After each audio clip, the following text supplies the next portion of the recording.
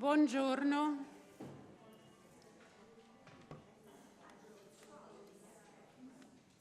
Buongiorno a tutti e benvenuti a questa, come l'abbiamo chiamata, la GNT, la Giornata Nuove Tecnologie. Allora, questo seminario di informazione e formazione è una cosa che la IC Italia ha fortemente voluto e soprattutto l'ha fortemente voluto Stefano Marrone, il nostro presidente, che purtroppo non può essere con noi oggi e vi porto i suoi saluti. Comincio con i soliti ma importanti ringraziamenti. Primo alla Scuola Civica Altiero Spinelli e in particolare al suo direttore Pietro Schenone e alla collega Fulvia Tassini, che stamattina non ho visto, quindi non penso che ci sia. Grazie per averci accolto con tanta generosità anche per questo seminario, dopo la bellissima esperienza della mostra sugli interpreti di Norimberga, che è stato un gran successo. Vorrei salutare anche Klaus Ziegler, che non so se conoscete, lo conoscete tutti? Ecco, bravo. Klaus è il coordinatore del Technical and Health Committee della IC World. A noi sembrava importante non fare solo una cosa italiana, ma coinvolgere anche le altre regioni. Le altre regioni sono, se vogliono essere connessi, possono farlo perché andiamo in streaming. Quindi Klaus è il nostro collegamento con la IC World e il lavoro che fa la sua committee è veramente importante per noi, soprattutto in questo momento di grande cambiamento. Allora, l'ultimo ringraziamento prima di passare all'argomento stesso è a Verso. Grazie per esserci, grazie per essere il nostro partner tecnico in questa che sarà una maratona sulle nuove tecnologie.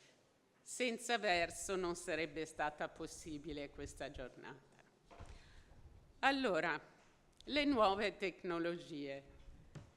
Alcuni le trovano interessanti, alcuni meno, tra di noi interpreti, alcuni le temono, forse tutti le temiamo, però chi più, chi meno.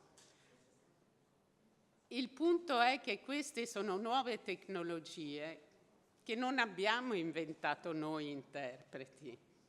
Ci sono già e ci sono già sul mercato e vengono già utilizzate. Ci troviamo a un momento, secondo me, un po' simile a quando è stata introdotta la simultanea. Quando molti colleghi consecutivisti, erano tutti consecutivisti, si sono trovati davanti a questa nuova tecnica e anche lì molti colleghi l'hanno osteggiata. Ma secondo noi è inutile osteggiarle. È meglio accoglierle cercando di influenzare la loro evoluzione e il loro sviluppo. Ed è per questo che abbiamo voluto prima cercare di capire quello che il mondo della tecnologia ci sta offrendo, per capire quali sono i vantaggi per noi, quali sono gli inconvenienti, per cercare di limitare al massimo gli inconvenienti e cercare di sfruttare i vantaggi. Questo però lo potremo fare solo se riusciamo a incontrare il mondo dei tecnici e a dialogare con loro. E speriamo che questa giornata ci aiuti a farlo.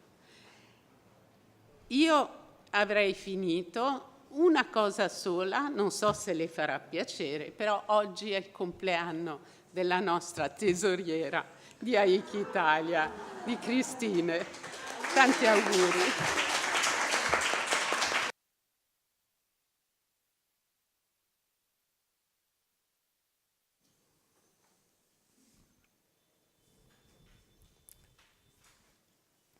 Allora, mi presento.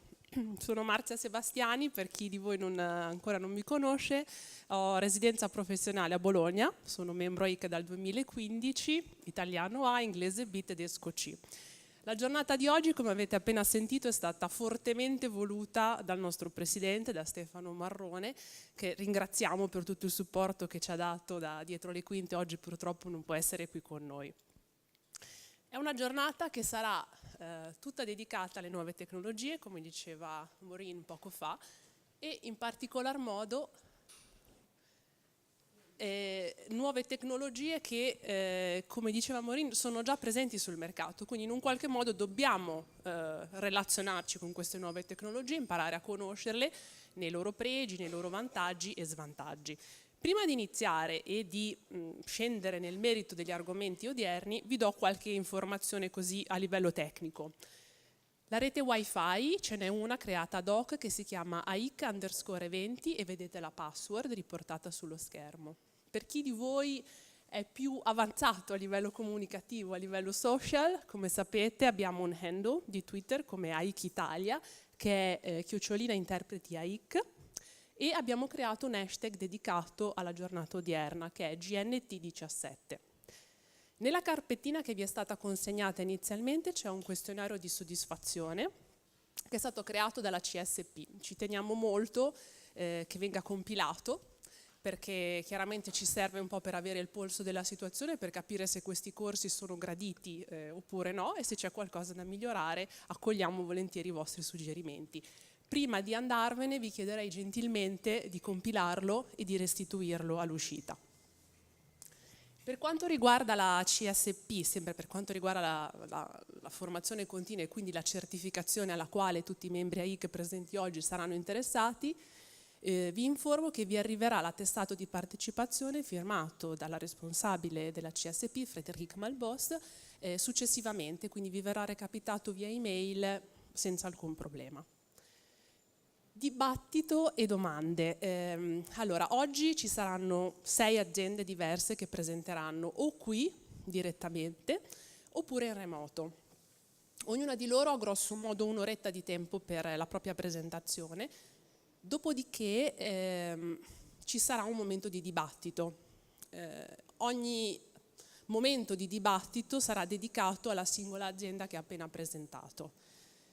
Poi ci sarà un dibattito generale a 12:15 dove potremo parlare dell'interpretariato a distanza a 360 gradi. Quindi, se avete domande relative al sistema che è appena stato presentato, fatele in coda alla presentazione delle varie aziende. Se invece avete domande di più ampio respiro, vi chiederei di magari farle nel momento del dibattito generale, senza possibilmente utilizzare toni accesi. Vogliamo rimanere sui fatti, vogliamo oggi carpire tante informazioni a livello tecnico, siamo qui per scambiarci opinioni, suggerimenti, informazioni, quindi il nostro obiettivo è questo. Iniziamo.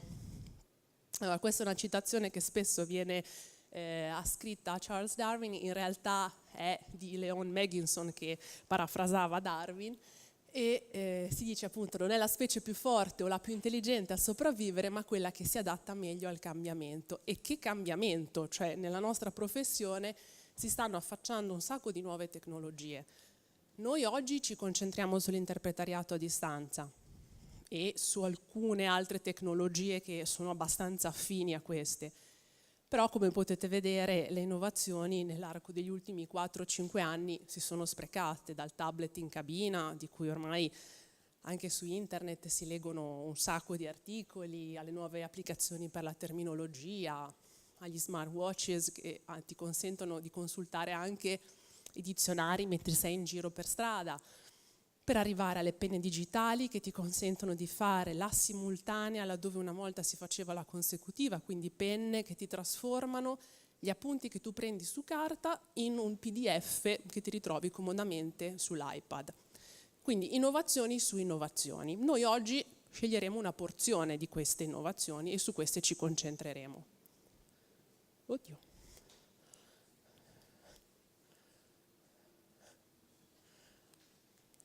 Scusate. Arriviamo al programma di oggi. L'avete già tutti ricevuto, qui c'è un breve riassunto, siamo un pochino in ritardo, cercheremo di recuperare in corsa. Partiremo alle 9:30 con la prima azienda, con ZipDX dagli Stati Uniti, presentazione demo, seguita da Interprefy dalla Svizzera. Ci sarà una pausa caffè nella sala qui attigua. Dopodiché riprenderemo con Interaction dalla Lituania, anche qui presentazione demo. Ci sarà poi il dibattito generale e proseguiremo dopo la pausa pranzo con i colleghi di Idiomaker / VoiceBoxer che ci presenteranno questo sistema danese che si chiama appunto VoiceBoxer. Proseguiremo con Headvox dalla Francia e concluderemo alle 5:15 con i colleghi di Catalava dalla Grecia. Di quali tecnologie parliamo oggi in soldoni? Ci saranno un sacco di acronimi, in particolar modo il primo è proprio questo, Bring Your Own Device, prima tecnologia. Ci ritorneremo sopra e spiegheremo esattamente che cos'è. Poi parleremo dell'OPI, del VRI e della RSI, che stanno appunto per Over the Phone Interpreting, Video Remote Interpreting e Remote Simultaneous Interpreting. Tutte queste nuove tecnologie vengono inquadrate come IDP, cioè le nuove piattaforme per l'erogazione dei servizi di interpretariato. Arriviamo al primo acronimo. Che cosa significa? Bring Your Own Device, come dice il nome stesso, vuol dire porta il tuo dispositivo. Si cerca quindi di sostituire il classico ricevitore che viene dato ai partecipanti di un convegno con un dispositivo che i partecipanti hanno già con sé, quindi smartphone, tablet e affini. In particolar modo, quali sono i vantaggi e gli svantaggi to court? Allora, innanzitutto è necessario che quello smartphone, quel tablet del partecipante abbia un'applicazione che sia già stata installata o che può essere installata lì in sede direttamente prima del convegno. Il portale del software, in questo caso, può essere utilizzato anche per diffondere presentazioni, per colloquiare con i vari partecipanti all'evento, e chiaramente i vantaggi sono abbastanza palesi, cioè si riduce tantissimo quello che è il costo di noleggio dei vari ricevitori. Ci sono tuttavia anche dei rischi e dei limiti correlati ad una tecnologia di questo tipo, essendo una cosa relativamente nuova, chiaramente comporta anche qualche possibile criticità.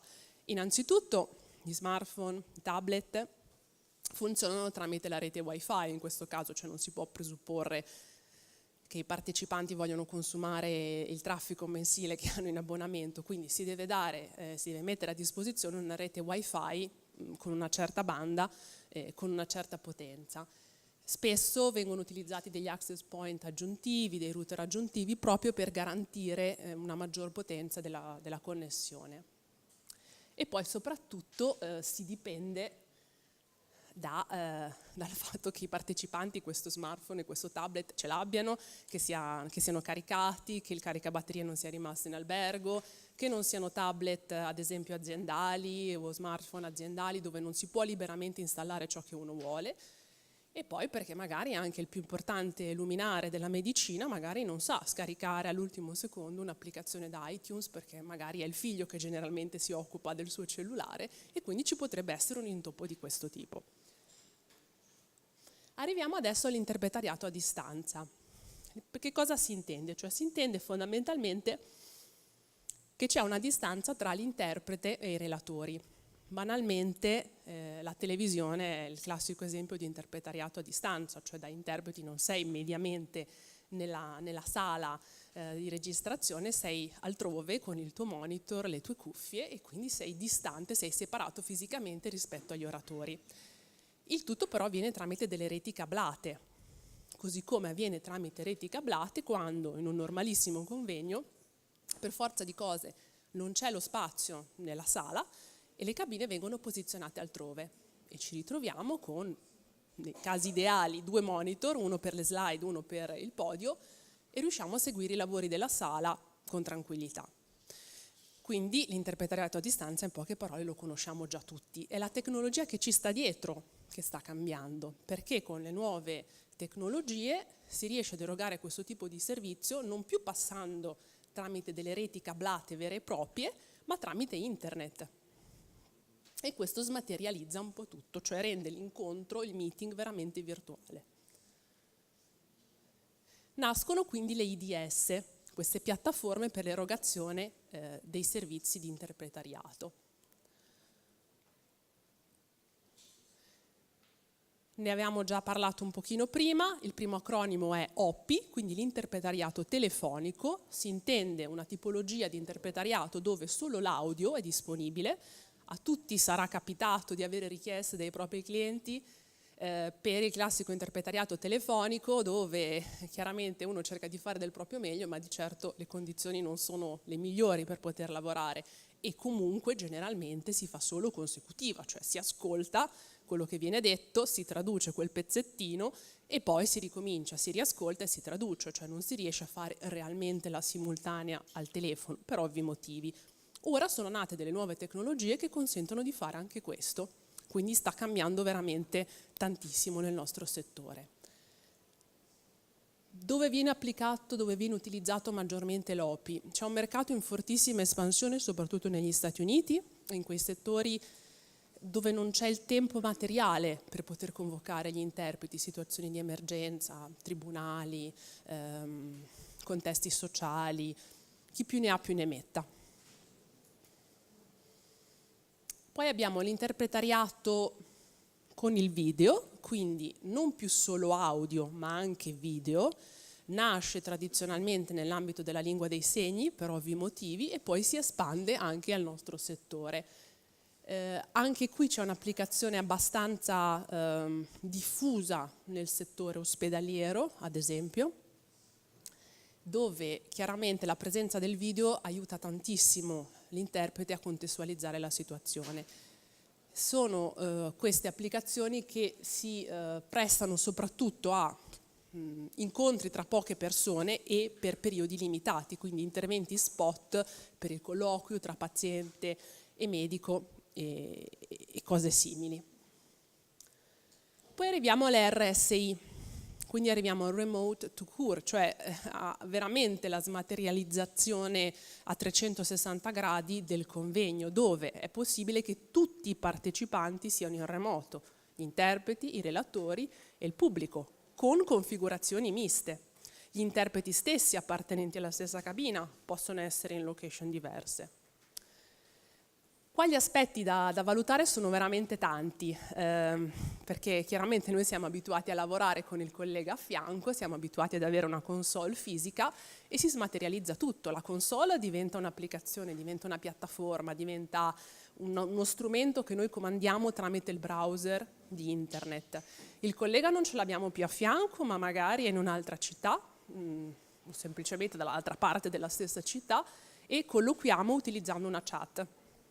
Quindi capite che anche solamente alternarsi, cioè mettersi d'accordo quando ci si vuole dare il cambio, è un po' diverso, non ci si può più guardare e intendersi al volo, ma bisogna trovare dei sistemi tramite la chat per mettersi d'accordo e fare il passaggio delle consegne.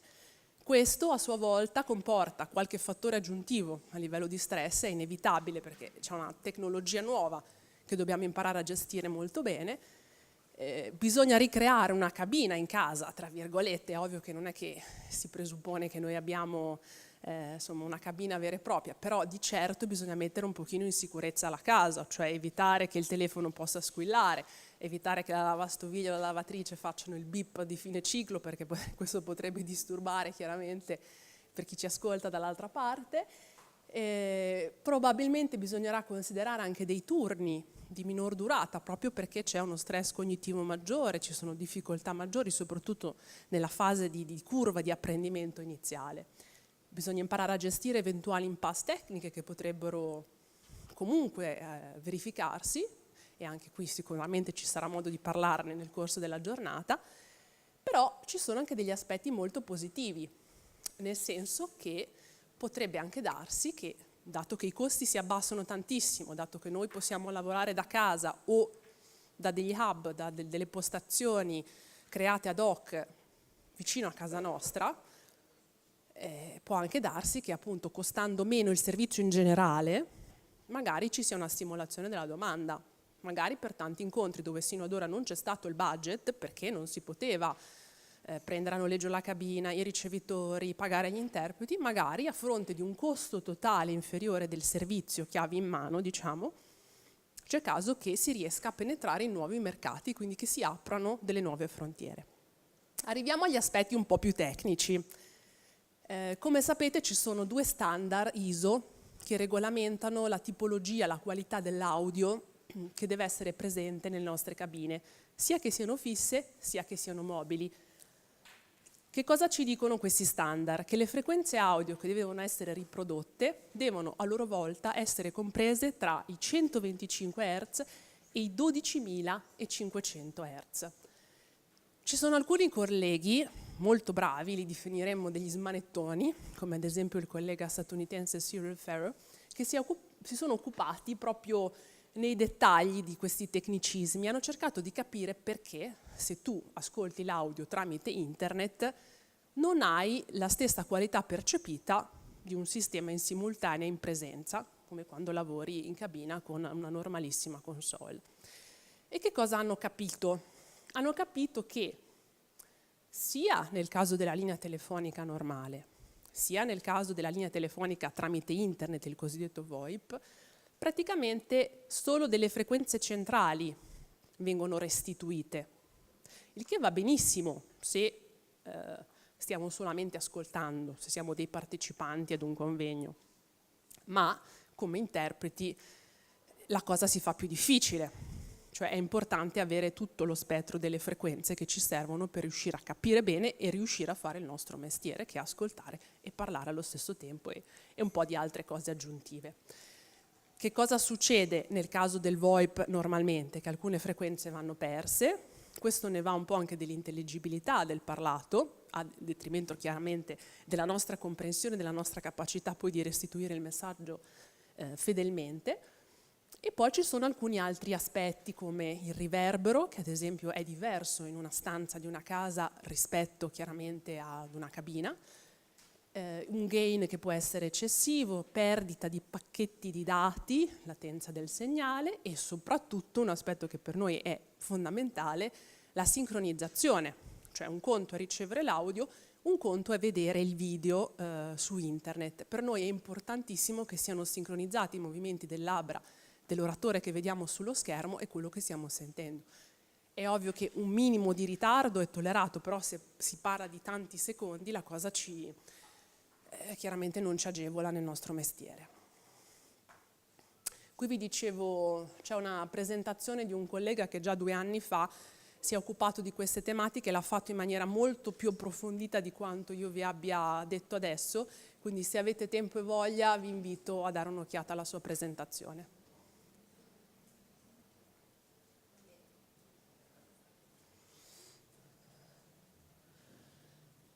Allora, qualche piccolissimo consiglio pratico prima di dare la parola alle aziende che ovviamente sono già qua che scalpitano. Che cosa possiamo, vogliamo, dobbiamo fare noi come interpreti per cercare di essere conformi a queste nuove tecnologie, perché funzionino veramente? Allora, innanzitutto ci serve una connessione ad internet via cavo. Non si riesce a fare l'interpretariato a distanza con il wifi. Non che il cavo potenzi la connessione, però sicuramente la rende più stabile, questo già ci protegge dalle impasse tecniche, chiaramente. Staccare il telefono in modo tale che non squilli, zittire la suoneria del cellulare, insomma tutte cose che vanno da sé, quello che si fanno anche diciamo in cabina. Chiudere tutte le applicazioni, sia che sia un tablet, sia che sia un computer, tenere aperta l'applicazione utilizzata in quel momento per l'interpretariato a distanza, un dizionario, Interplex, insomma un'applicazione per la terminologia, però chiudere la posta, chiudere tutte le cose che chiaramente vi portano via anche banda a livello di internet, non lasciare aperti altri browser, eccetera. Computer con una buona scheda audio, ormai mediamente tutti hanno una scheda media, quindi diciamo che è una preoccupazione questa minore, e importantissimo aggiornare i browser sempre all'ultima versione, per tutte le varie estensioni, eccetera, è importantissimo che siano aggiornati. I browser che vanno per la maggiore, che vengono utilizzati maggiormente, sono Chrome, Safari, Explorer e Firefox. In particolar modo vedo Chrome che trova insomma ampia applicazione. Arriviamo alle cuffie. Io utilizzo delle Bang Olufsen da anni, mi trovo benissimo, mi danno un sacco di vantaggi anche quando ad esempio mi trovo in contesti in cui vedo i colleghi che sono a fondo scala col volume, io ancora ho magari un pochino di margine. Mi salvo anche nelle situazioni più disperate in cui magari nei CDA ci sono i consiglieri molto indisciplinati che tengono il microfono distantissimo, riesco comunque a sentire bene. Nel remote, nell'interpretariato a distanza, quindi tramite computer, fanno assolutamente schifo. C'è ritorno, non sento bene, quindi ho dovuto fare un bagno di umiltà e andare a vedere che cosa offriva il mercato e quali cuffie in realtà sono più adatte ad internet. Allora, sono cuffie con cancellazione del rumore attivo-passiva. È importante che abbiano la connessione tramite USB, quindi non utilizzate le wireless, le Bluetooth, perché aggiungono una complicazione in più ad un quadro che tecnicamente è già sufficientemente complesso. E soprattutto devono essere cuffie bidirezionali, cioè devono consentire una cosa per noi fondamentale, cioè di poter parlare e ascoltare allo stesso tempo, cioè che il microfono non sganci se stiamo ascoltando e viceversa.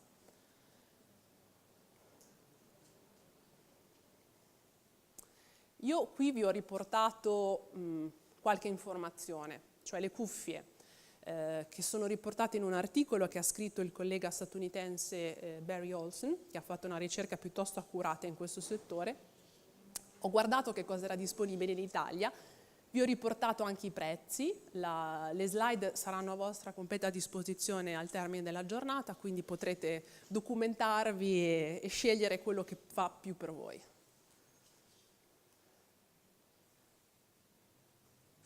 Scorro molto rapidamente questi consigli per gli acquisti.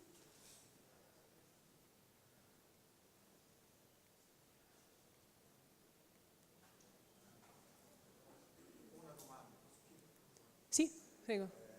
Qual è l'importanza, no, la mia domanda è qual è l'importanza di avere l'orecchio protetto nel modo che non c'è suono che esce da qui e entra nel microfono? Rispondo io molto brevemente proprio per chiudere poi la mia presentazione, poi qui immagino che tutti abbiamo opinioni assolutamente diverse, no? Dalla scuola interpreti in avanti c'è chi lavora con un orecchio completamente scoperto, chi con tutte e due sigillati, ognuno di noi ha prerogative diverse. Io personalmente ne lascio scoperto metà di uno e l'altro completamente coperto. Però qui secondo me se tu chiedi a 30 persone ti potrebbero rispondere in maniera diversa, è molto soggettivo, molto soggettivo. Qui avete l'articolo di cui vi parlavo poco fa di Barry Olsen, appunto dedicato esclusivamente alla scelta della tipologia di cuffie con microfono integrato più consona all'interpretariato a distanza, a internet.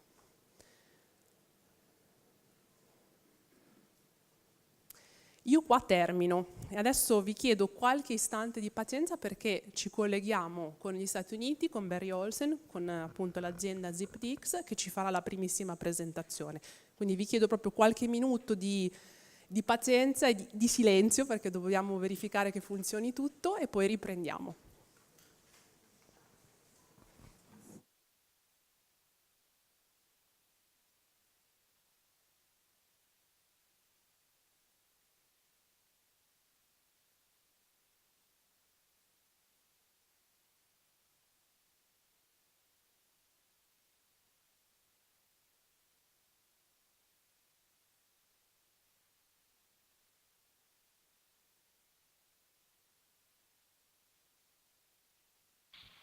Welcome to ZipDX conferencing. This conference is being recorded. Collegato in italiano, ora disattivato. Premere stella 6 per attivarla. So hello, Marzia. Hello, hello. You'll need to unmute your microphone. I need to unmute my microphone. Voilà. There we are. Okay. Can you hear me now? Wonderful. Hello. Hello. Yes, we can hear you just fine. Good, good. I'm relieved. Okay, I think it's your turn. It's up to you. Wonderful. Well, we'll take the time and we'll get started with our presentation. So good morning to everyone there in Milan. My name is Barry Slaughter Olson, and it is my privilege to be able to present the ZipDX multilingual platform to you today. Just a couple of introductory explanations before we get into our slides. As you will note, you do have simultaneous interpretation into Italian in the conference room.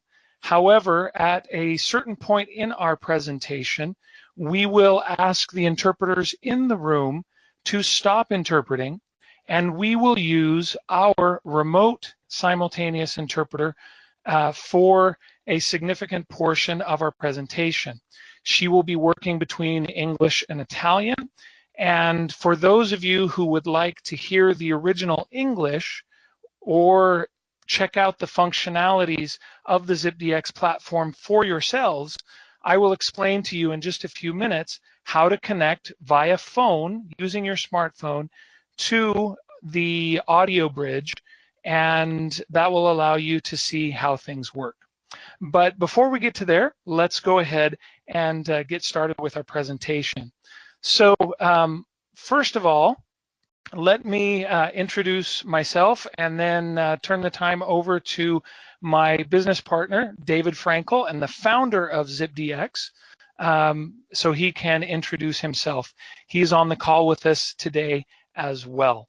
So I am a conference interpreter, a member of IEC, like you in the room, in the USA region, and I have been working as an interpreter since 1993.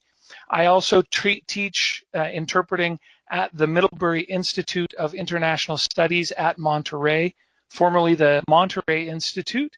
And I've been working with remote interpreting since about 2011 with David to develop the platform that you see us using here today. So I'll leave it at that. And David, I'll turn the time over to you. Thank you, Barry. Good morning. It's great to be with you. I'm David Frankel. I started ZipDX in 2007. This is our 11th year now. We're based in Silicon Valley, California, and the company was started to try to address some of the unmet needs of people having telephonic meetings. Originally, we worked only in a single language, but we were asked a number of years ago by an agency of the United Nations in Switzerland if we could help them with their multilingual meetings. And so that is when I started to work with Barry and started to work with the interpreter community, and have been very excited since then to be a small part of that ecosystem.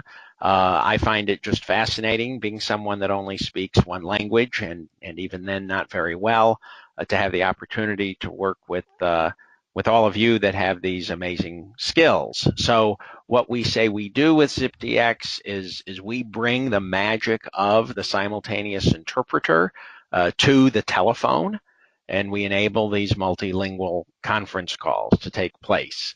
As I say, I personally find it just fascinating, and it's a privilege to work with the interpreter community and a privilege to be with you this morning. Today I happen to be in Clavier, France, on a little working vacation, so nice to be in your time zone as well. But we'll carry on with the presentation, and hope to get some good feedback from you as well. Barry, back to you. Thanks, David. So we'll go ahead and get started. And I just want to start by saying something that we all know, but it is truly a multilingual world. And the multilingual interactions that we conference interpreters are used to are normally in conference rooms and with the equipment that we are used to using, but it is a simple reality that that multilingualism has stretched far beyond the traditional multilingual conference room. And simultaneous interpretation is really the best way to make that interaction of value and make it efficient. And so we have created a way to extend that capability into the world of audio conferencing. Let me just take a moment here and talk about remote or distance interpreting. Remote interpreting is a very broad term. And so when different people hear it, they think of different use cases or applications. And so I want to make sure that we're all on the same page. So for today's activity there in Italy, you're going to be able to see a number of platforms. And it's been my privilege actually to get to know just about everyone on the list and see the platforms that they're working on as I write a fair amount about technology and interpreting in a column and in videos that I do. But I want you to understand that each use case is special and each use case has its own requirements and limitations. So as I talk about remote interpreting on the ZipDX platform today, I want you to understand that this platform is built for audio conferencing and for people to be able to connect via telephone in addition to how I am connected today, which is by computer, where I have access to video, where I'm able to share slides that you can see. The vast majority of communication today that takes place remotely is still by telephone. Even though we have excellent video platforms and webinar platforms and such, most people still continue to conduct business via telephone. So the telephone gives you a lot of coverage. In fact, it's the only universal system for people to communicate at distance. You can call any number from any number in the world, and that's something that you can't do through internet connections or through other platforms.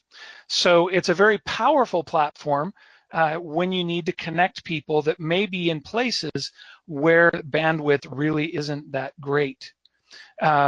So just something to keep in mind. This is a platform for audio conferencing largely by telephone, even though we do have these other functionalities like video and screen share and things like that.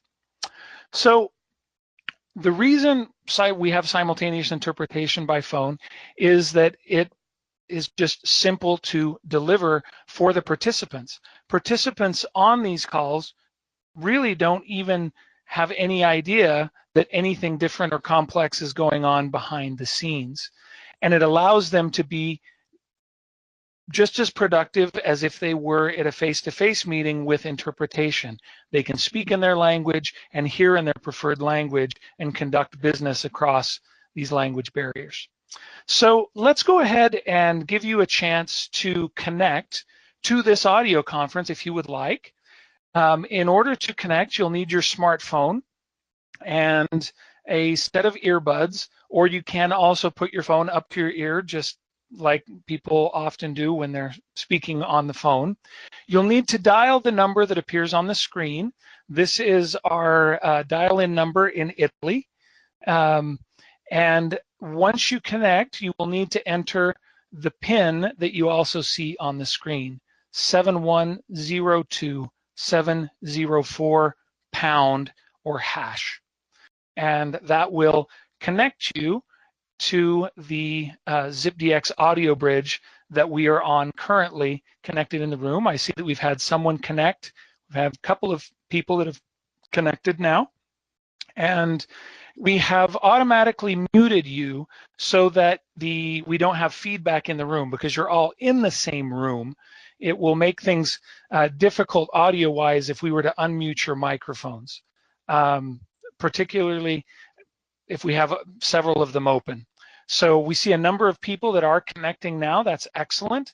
And you are being connected to the English channel. In fact, I am able to see all of this as the presenter, and I can see who's connected, from where, and also what language channel they are on. If you would like to move to a different channel, you can use the pound button and then the numbers that you see on the screen. So you have #0, which will put you on the floor channel, #1, which will put you on the English channel, which is where most of you are now, and #2, that will put you on the Italian channel. But since we have not engaged our interpreter yet on our platform, you will continue to hear English. You will hear the floor audio on every one of the different language channels. So I see that we have many people that have connected. So what I will do now is ask our interpreters there in the room in Milan to cease interpretation at this time. They can rest, and I will indicate when it is time for them to re-engage and begin interpreting again. And I will ask our interpreter, who is located actually in Copenhagen, Denmark, to begin interpretation into Italian. So at this point, those of you who are in the room should be hearing me through Chiara, our interpreter, who is working through the ZipDX platform. And as David mentioned, he is in France, and I am joining you today in the wee hours of the morning from Washington, D.C. But it's nevertheless a pleasure to be with you. So one thing I want to make very clear from the outset is that this platform was not built to replace face-to-face meetings or conferences. This platform serves as a way to continue the conversation after a conference, after a negotiation. So we are complementary to what already is taking place in multilingual conferences. And we can make face-to-face or in-person meetings virtual through the use of the telephone and also through the use of the internet. We know that this creates great convenience. It's something that is very practical for shorter meetings, because I will say from the outset that as an interpreter, I would not like to work for 6 hours on a remote interpreting platform. This platform is really built for shorter meetings, and we have seen over the last 5 years as clients have used our platform that average meetings last between 30 minutes and 2 hours. We have had some that are a little longer, but for the most part, these meetings are shorter and they tend to be recurring.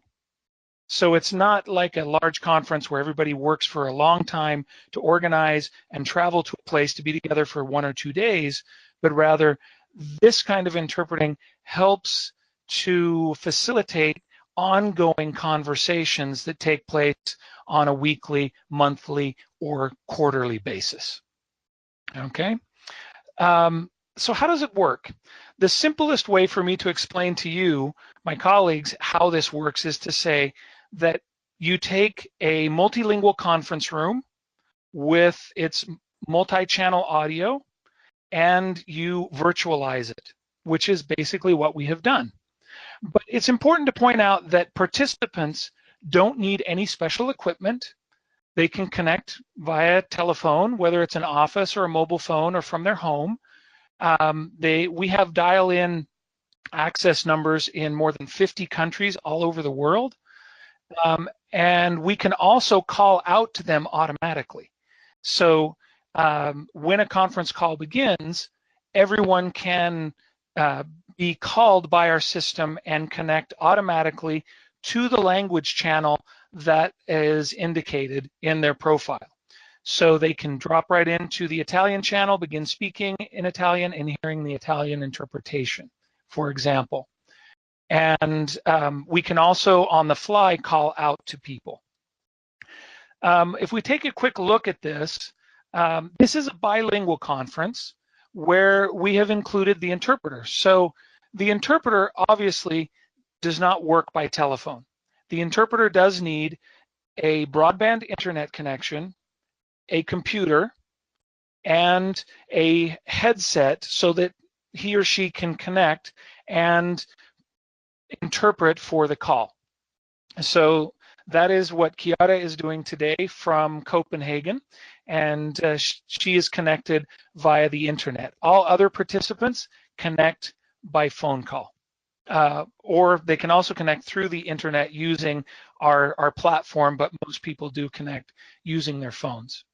The interpreter has a virtual interpreter console that allows them to control the direction of their interpreting. They can control volume, and it basically works just like any console that you have in the booth, and I'll show you some pictures of that in a minute. So in our example of a bilingual call, English and Spanish, we have people connected in Mexico City, Houston, Texas, Calgary, Canada, and Mendoza, Argentina. The interpreter also connects from anywhere where they have a good connection and can work from a quiet place. And each person is on their selected audio channel. And so in this bilingual call, if someone speaks in Spanish in Mexico City, that goes to ZipDX, the interpreter hears the floor channel, the original audio, interprets that into English for the participants that speak English in Houston and Calgary, but the people in Mendoza will still hear the original Spanish since they're on the Spanish channel. So it functions just like a regular conference system in a conference room. Conversely, when we go from English to Spanish, the interpreter will be listening to the floor channel and then be able to switch directions and interpret from English into Spanish for the Spanish speakers in Mexico City and Mendoza. Now, let's say we have someone who's bilingual, and that person just wants to participate in whatever language he or she chooses and listen to the original comments in both English and Spanish. That is also possible. This person in Barcelona who is bilingual can easily listen to the floor channel and participate in either Spanish or English without causing any problems for the other language channels at all. So that's basically how a bilingual call works. Here's a quick view of the Zipline interpreter console that we designed for the purpose of interpreting on our calls. You'll see it's very simple. We've tried to keep it with primary colors and large buttons where you turn interpretation on and off, where you're able to switch directions, in this case between English and Italian. And then we also have a monitor feature, which I want to explain briefly to you. The monitor feature allows us to recreate to the best of our ability the situation when you're working in a booth with a partner.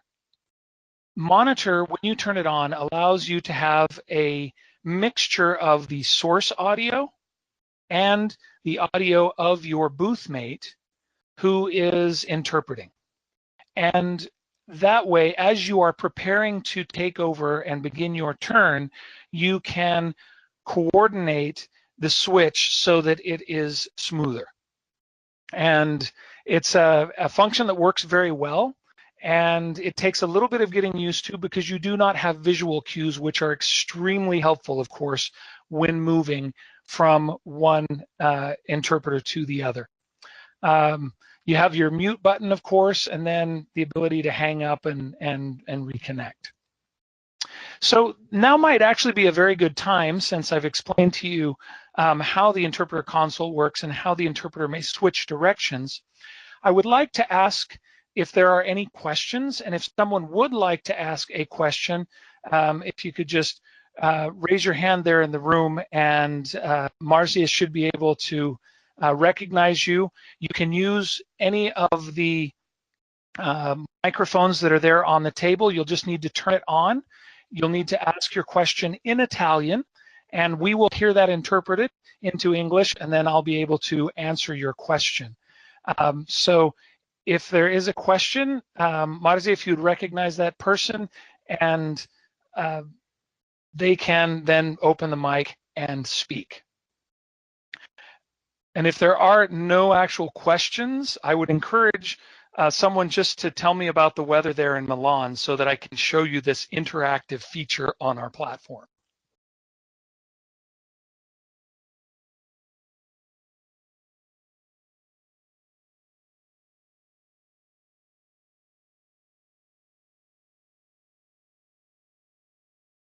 And I would remind Chiara to make sure she switches.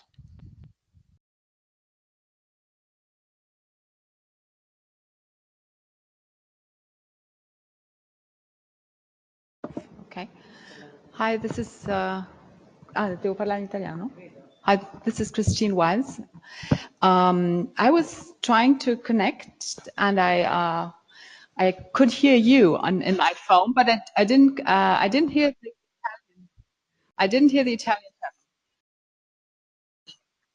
So I tried to switch, because I put in #2, but it's still, the audio still remained on the English original on my phone.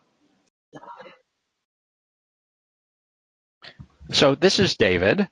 And on your telephone, when you press hash and then 2, you should hear a message that says listening in Italian. And if you don't hear that, it may be that your command to switch wasn't recognized, and you would continue to hear the English. But under normal circumstances, that would switch you to the Italian channel, and then you could switch back with hash and 1 to English. Make sure you are using the hash key in the lower right of your keypad, the hash and 2 for Italian. But I would like to see if we could get someone in the room to ask us something in Italian, so that we can have our interpreter interpret that back into English, just to show you that normal operation of the system.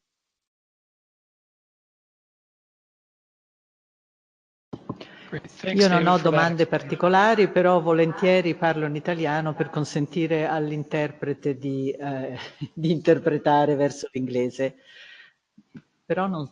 sto sull'italiano, giustamente, quindi non sento. Okay, this is David, and I understand that you've said the weather in Milan today is a little cloudy. No, I'm just kidding. That's not what she interpreted for you. She said that you were just asked to say something Italian, so that's fine. Perché immagino che molte persone... Remember that you need to switch back to Italian. Con queste cuffie c'è un ritorno pauroso, però immagino che sia per via della situazione, diciamo, sperimentale in cui ci troviamo.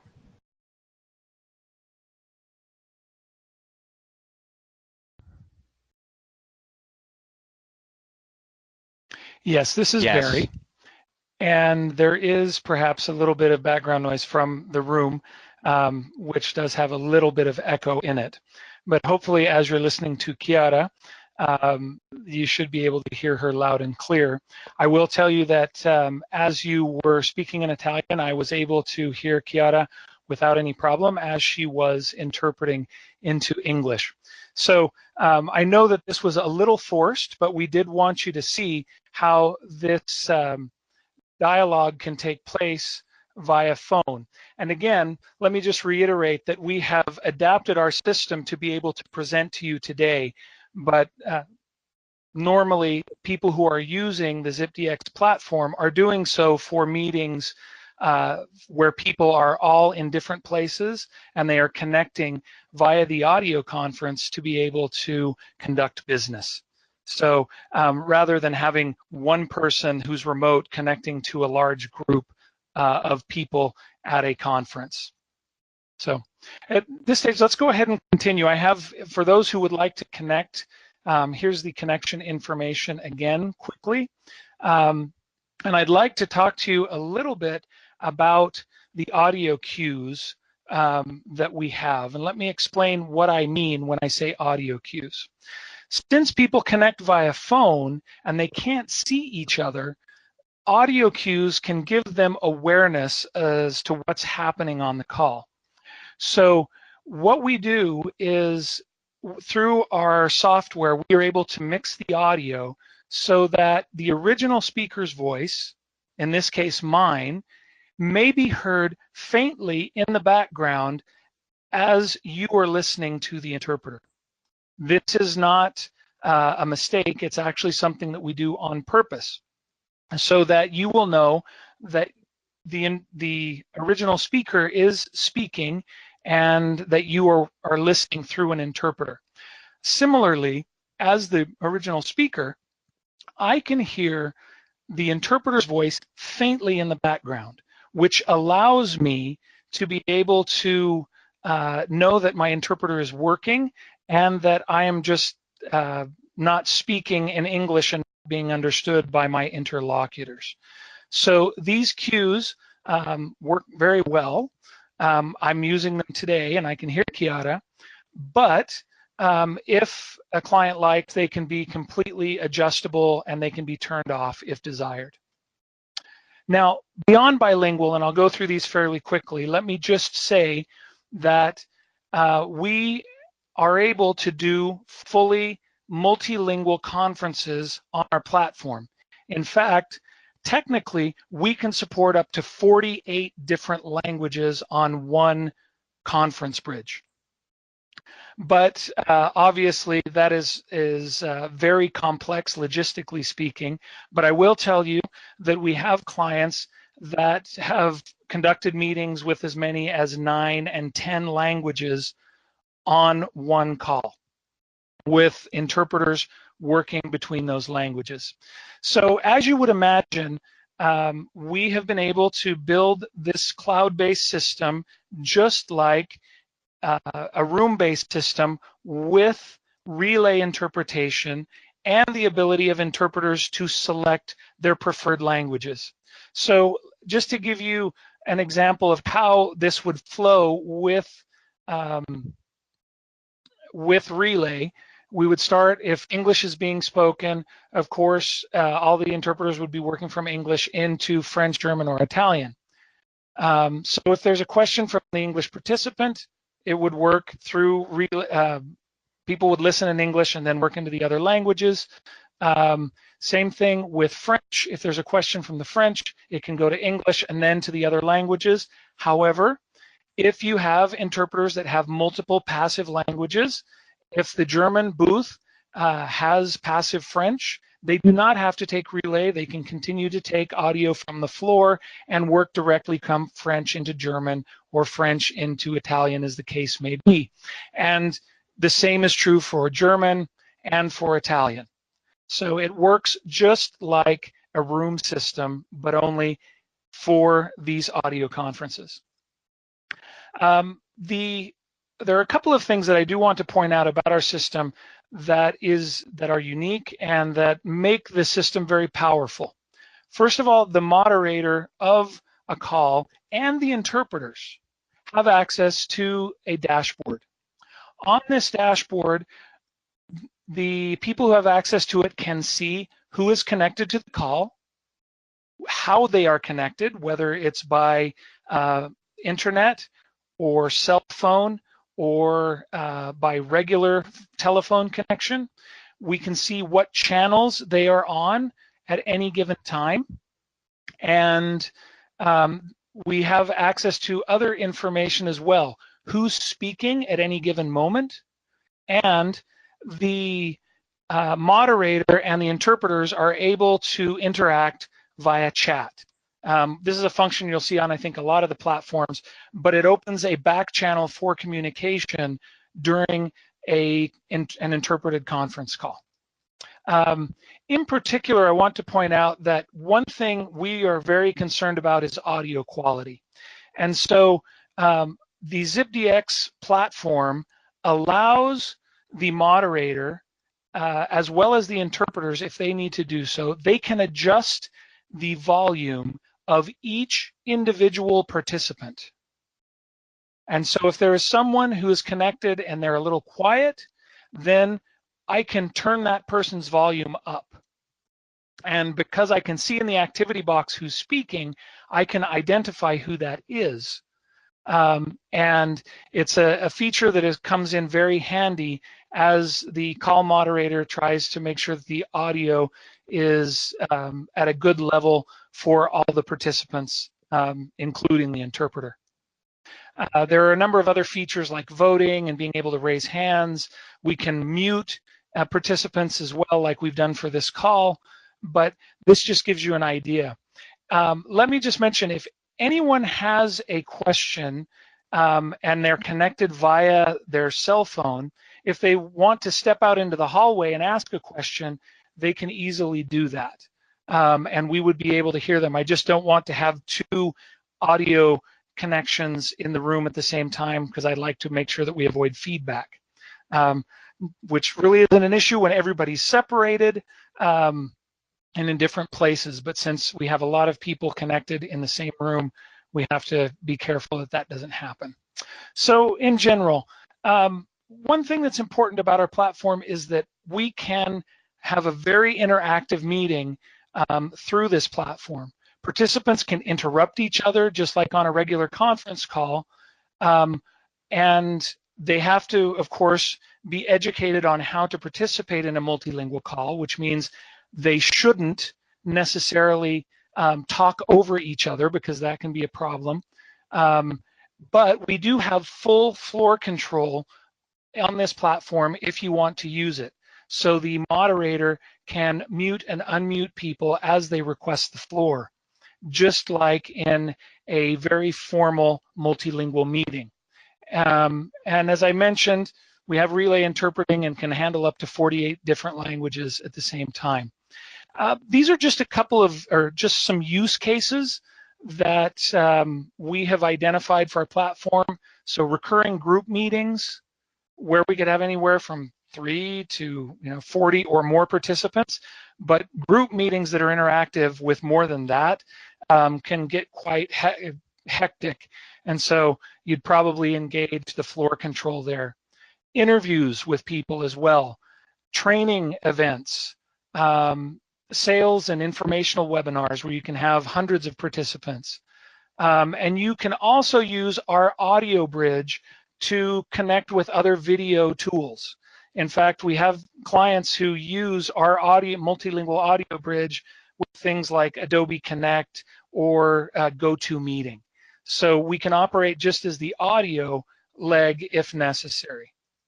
Let me just point out that there are challenges when you're working like this. And these challenges are not just for the interpreters, but also for the delegates.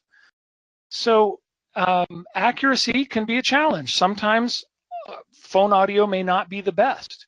It may be difficult to recognize who's specifically speaking.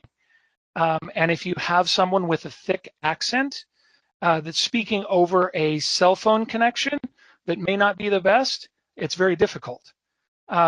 You need to work with things like double talk when you have two people speaking at the same time. Obviously, you can't interpret them. So there is greater fatigue. There may be noise that's introduced by unmuted connections if someone connects from an airport, which we discourage, but people connect how they connect sometimes. And you may need to have information repeated. There are a number of challenges that go with working in this modality. But having said that, what I think we'll do is we'll give Chiara a chance to take a break. And as we go through our final slides, we will allow the interpreters there in the room to begin interpreting again into Italian, and you will be able to hear David and me again over the PA system. So Chiara, thank you so much. And actually, Chiara, if you'd like to turn on your video so that people can see you, we would like to just recognize you for your efforts from Copenhagen today. And there's Chiara. Thank you so much for the interpretation. All right then, so we need to make sure that we have the room there. We'll move Marzia, just to confirm that you can all hear me again. And I'll go yes, ahead. Yes, we can hear you. We can Excellent. hear you. Then we'll go ahead and continue then. So one of the challenges that comes with working on online platforms and working with telephones is that the audio can be different and not of the highest quality. But one of the things that we do with the ZipDX platform is we make use of what is known as HD or high definition wideband audio. And what this does is it expands the range that we are able to hear on a conference call. And so Chiara and I are actually receiving and transmitting in this wideband audio. So the audio is actually much better than what you would have from a cell phone, for example. And it allows you to have access to sounds that you don't normally hear when you're on an audio call. So for example, you see the difference between pass and pad, the S and the D. Consonants are on a higher frequency, and so they actually occur above the 3.3 megahertz level. And so on a regular cell phone, you wouldn't be able to actually physically distinguish the S and the D. Your mind has to take the context and figure it out. But with the wideband audio, that is resolved and the system is able to pick up the difference and to transmit that to the interpreter. So just quickly here, this slide here shows the number of ambiguities per minute when you have different kinds of audio. This first red line shows standard definition audio, which maxes out at 3.3 kilohertz, and you can have up to 40 ambiguities a minute. And moving on to the next high definition audio, this is what I just explained is called HD or wideband audio. That threshold is expanded to 7 kilohertz, and it drops the number of ambiguities per minute tenfold to where you would have just 4. So I'll go back here quickly. So you can see that this wideband audio helps immensely. I will recognize that this is not the same quality of audio that you would have in an interpreting booth, which actually reaches as high as 12 kilohertz, but it is a marked improvement over traditional telephone audio. So we work to address these challenges. I know our time is running out quickly. So in order to do this, you need to have the best possible audio connections. You need to test your audio prior to the meeting, which is what we did with Marzia, and we're very grateful for her for doing that. Getting materials distributed to the interpreters, limiting the meeting times so that they are not as long as a regular full-day meeting, of course, and also reducing the turn taking of the interpreters. As a rule of thumb, we encourage interpreters when working on this platform to switch every 15 minutes rather than every 30. Educating the participants is a big deal as well. If at the beginning of a conference call, the moderator can quickly set the ground rules and explain to people that they're being interpreted, that can resolve a lot of the problems that may come up. And of course, time zones are always going to be an issue. You just can't, that's not something that you can change. So if you have people meeting across multiple time zones, it can be complex. If there are questions, we'll have a little bit of time. I do see we have some people who are still connected. If you have left the room to ask a question, we'll get to those in just a moment. And I just want to mention as we wrap up here, we have online help for people who are interested in getting started with the platform. You can test it out yourself after you go through our tutorial. We have, we're happy to give demonstrations and to provide training. And our platform is customizable, so it can work with your brand, or if you want to work on this platform with your clients, we can make that happen and ensure that those clients remain yours and that only you have access to them through our system. Finally, privacy and confidentiality are a big deal for us. Our privacy policy is available online, and we never share any of our information. We don't send out any marketing emails at all to people who have used our system, and the numbers are masked in our system so that if you look at a call report, you wouldn't be able to divine which numbers were used. So it's a very secure platform. So at this point, I'll say grazie mille. Thank you so much for your attention. I hope you found it interesting, and we are happy to answer any questions that there may be.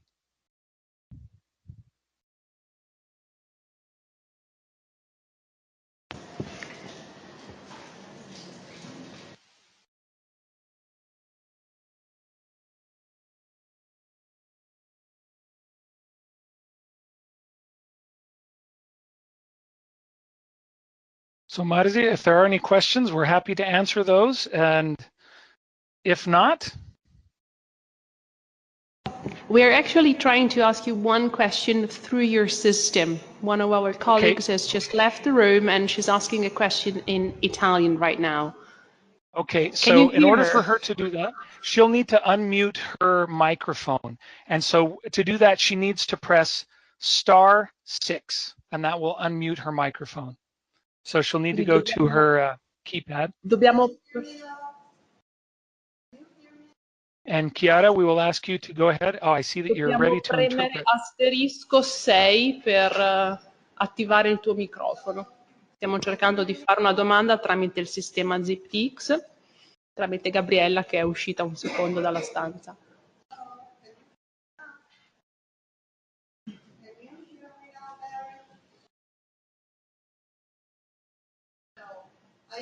And if we can can you hear Gabriella right now? Our questioner that she'll need to press *6 to unmute. Quindi asterisco 6 bisogna premere e verificare se il microfono. Sente adesso? Si sente? Can you now hear? Mi sentite? Can you hear me? Yes. Yes. Yes, we can. Ok, molto bene. Volevamo fare una domanda da fuori, ma mi sentite in questo momento? Yes, we can hear you just fine. Yes, we can hear you. La domanda è stata sentita. Ma sentito?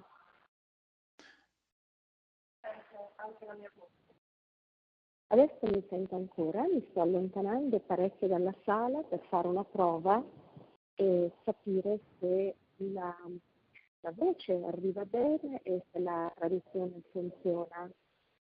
E così sembra perché sento nell'orecchio anche la traduzione.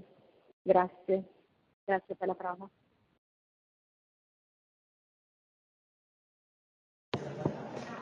Okay. Harry?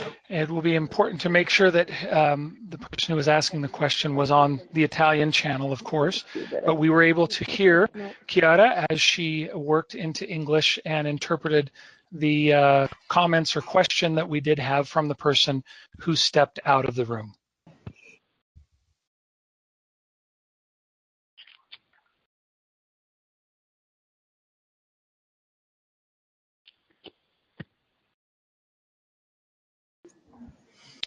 but we're not sure that we could hear you or our colleagues here in the room. That's why we were just double checking if everything went well on your side.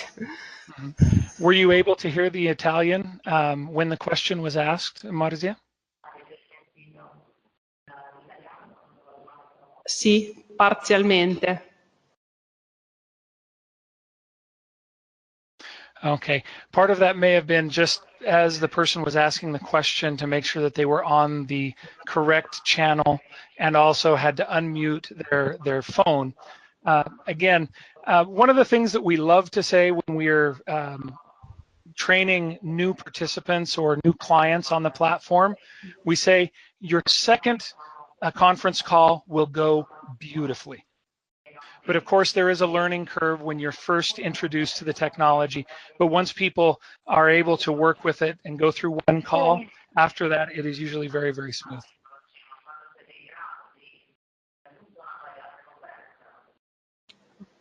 Okay, thank you.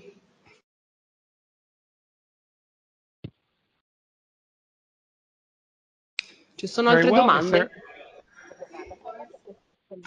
We have one more question. Avrei una domanda. Buongiorno Barry e grazie infinitamente per la tua presentazione, molto chiara e interessante.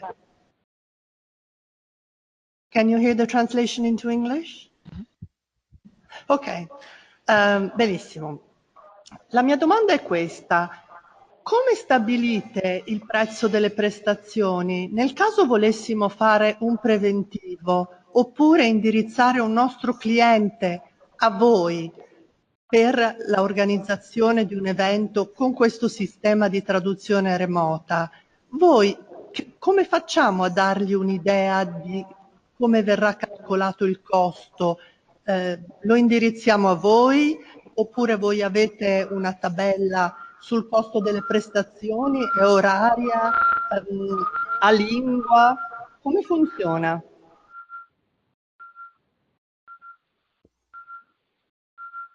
That's an excellent question and one I'm happy to answer.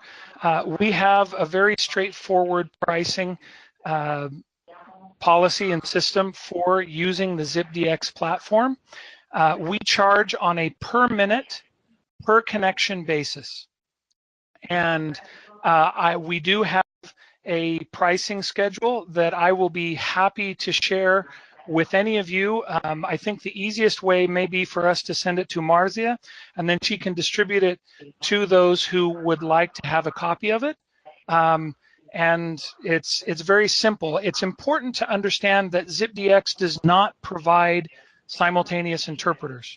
We work with simultaneous interpretation providers, whether individual interpreters or language service companies or large companies that have their own interpreters for their own internal meetings. So in terms of how you would charge for the interpreting service, that's entirely up to you. I will say that I have seen a per hour model emerge because these meetings tend to be, as I said, between 30 minutes and 2 hours. So you would have to decide what would be a good model and price point for you and your clients. But I have seen most gravitate towards a per hour model. And I've also seen in some cases where they will establish a minimum charge for the interpreters, because one thing that's important to understand is that this is telephone interpreting, but it's simultaneous interpretation over the phone.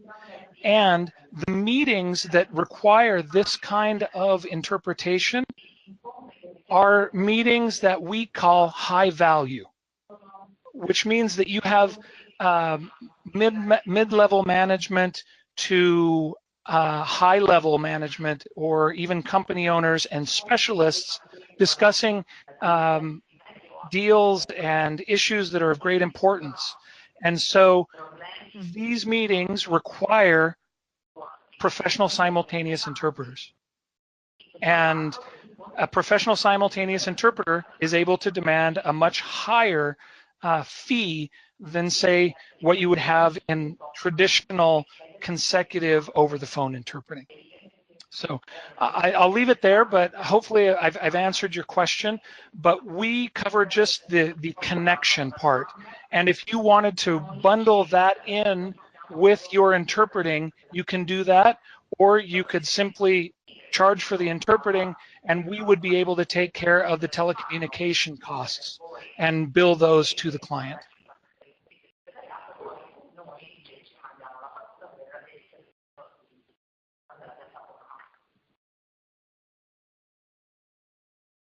Grazie. Abbiamo tempo per un'ultimissima domanda. Allora, noi interpreti di solito collaboriamo in stretta collaborazione con i tecnici e gli impiantisti, sono assolutamente preziosi per noi.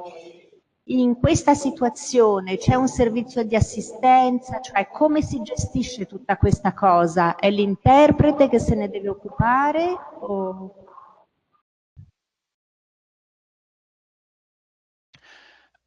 Another very appropriate question.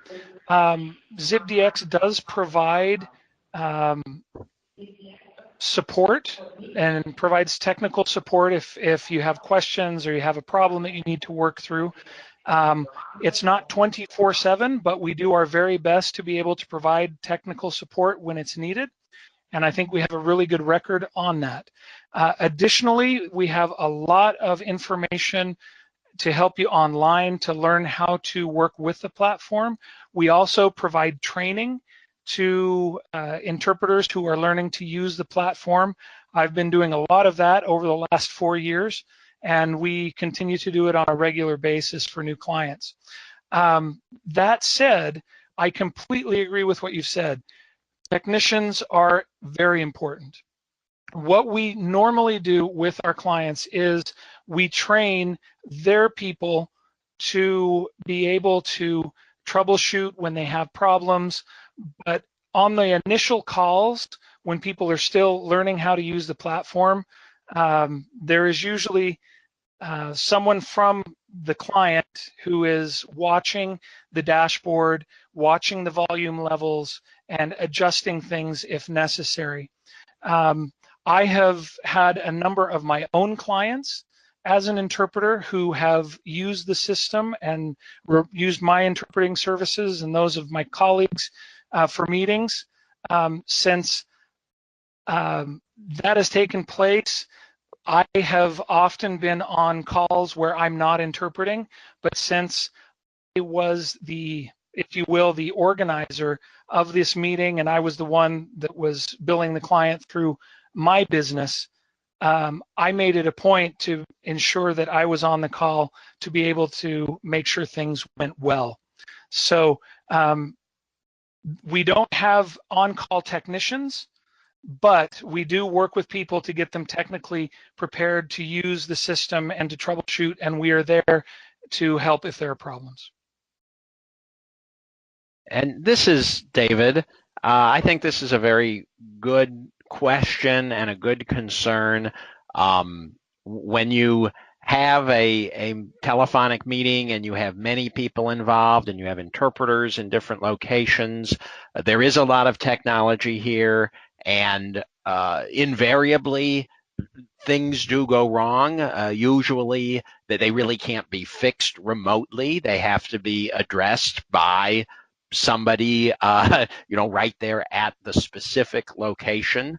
So it's technically challenging. I don't want to give you any other impression.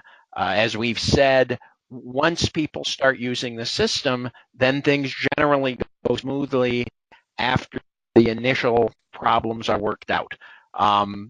And that's part of the reason that we say this is best suited for repeating meetings. If there's a works council that meets every month, or there's a board of directors that meets every quarter, or there's a management meeting every 2 weeks, those are going to be best. If you convene a meeting once a year for 50 people in different countries, it's going to be very difficult to have that go smoothly. So think about that when you think about the right applications for this kind of technology. But where we really do get excited is where we have a regular team that's meeting and using the system, and then the flow is very nice. And I'll also tell you that we very much appreciate feedback from interpreters, and we try to take your suggestions and incorporate them into the system. And I know I have learned so much already from working with the group of interpreters that we've had on the platform. So it's an ongoing process of refining all of that. I guess one last comment I would make is, as an interpreter, you need to make sure Sorry, to... David. Sorry for interrupting you. We really need to wrap it up now. We have one very last question, and please just give us one very quick answer, and then we need to move on. I'm sorry for interrupting you. Sure. Buongiorno, sono Sara. Molto rapidamente, volevo sapere come viene gestito l'aspetto della sicurezza, della riservatezza della comunicazione e il prodotto del lavoro dell'interprete, che a volte è coperto qui in Italia da liberatoria. Essendo un servizio così smaterializzato, come facciamo noi interpreti a sapere che uso verrà fatto del prodotto del nostro lavoro? Grazie.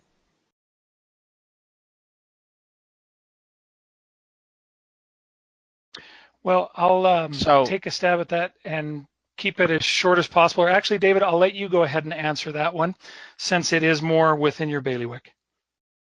I'll just tell you quickly that the communications, first of all, technically between the interpreter on their computer and our cloud platform, that is encrypted. I'll also tell you that the telephone connections are just telephone connections, so they're as secure as telephone connections can be.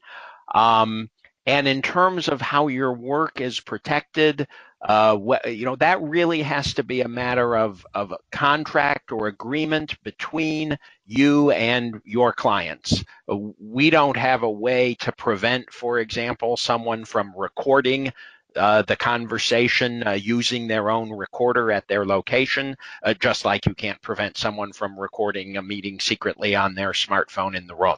So we can't really offer anything definitive beyond the agreements that you would make with the people that you invite to participate. But our platform itself is secure in terms of keeping the communications encrypted with the interpreter, and making sure you have visibility to who is connected through our platform to your meeting.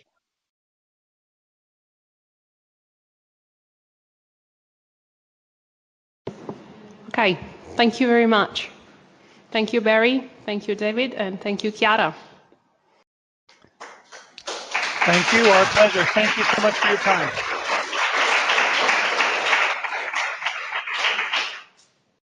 Bye. Bye-bye. Bye-bye. Thank you. Have a good day. Productive day.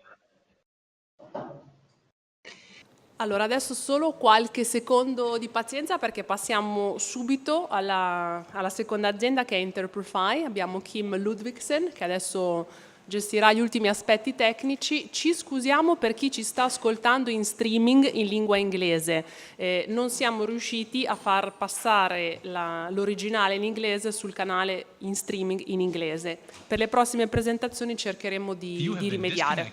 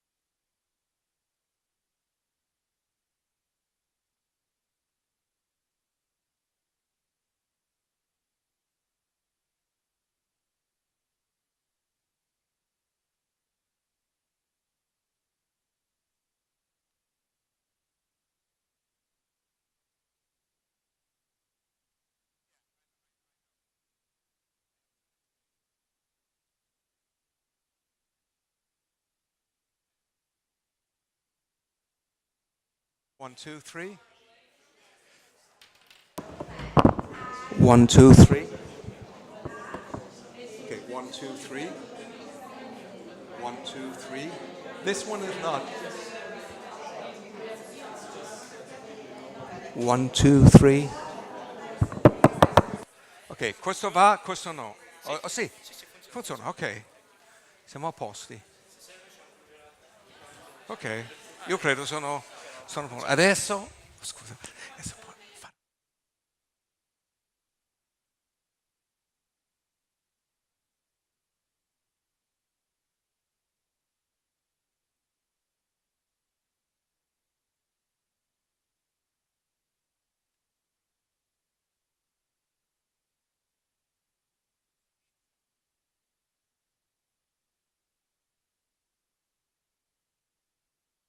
Three.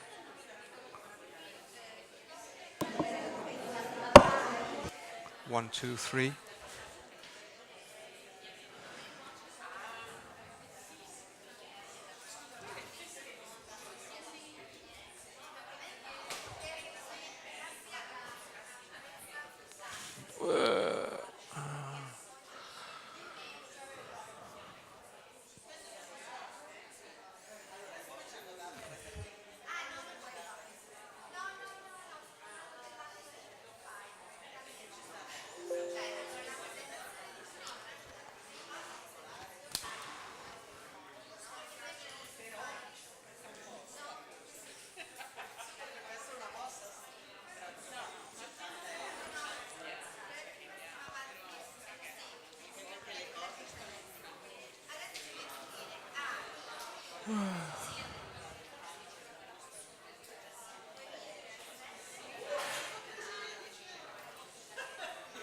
Ciao. Ciao. Ciao. Nice to meet you. Sì, ci vediamo dopo.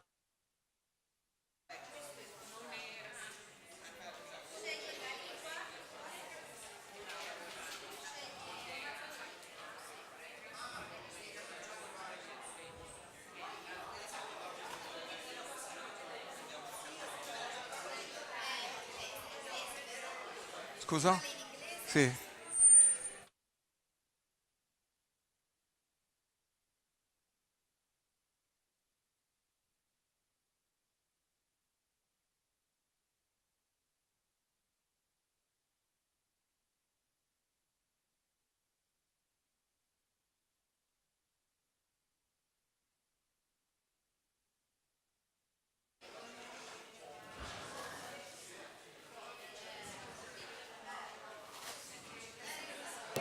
Se prendete posto ricominciamo.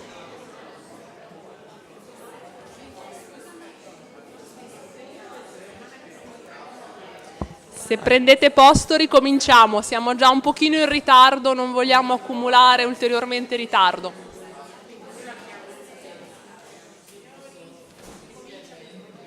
Allora, prendiamo posto e ricominciamo. Diamo la parola adesso a Kim Ludvigsen di Interprefy, che ci mostrerà il suo sistema e ci sarà tempo e modo di rivolgergli delle domande.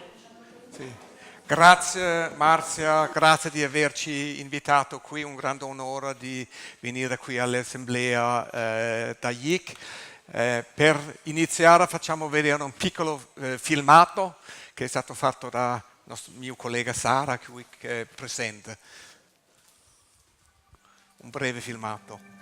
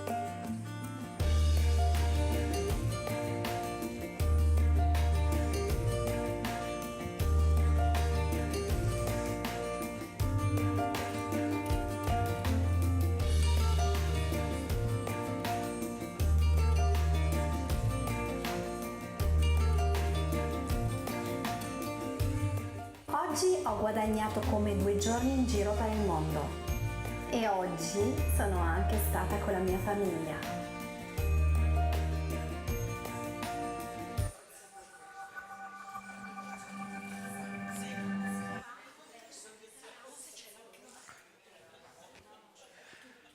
Grazie.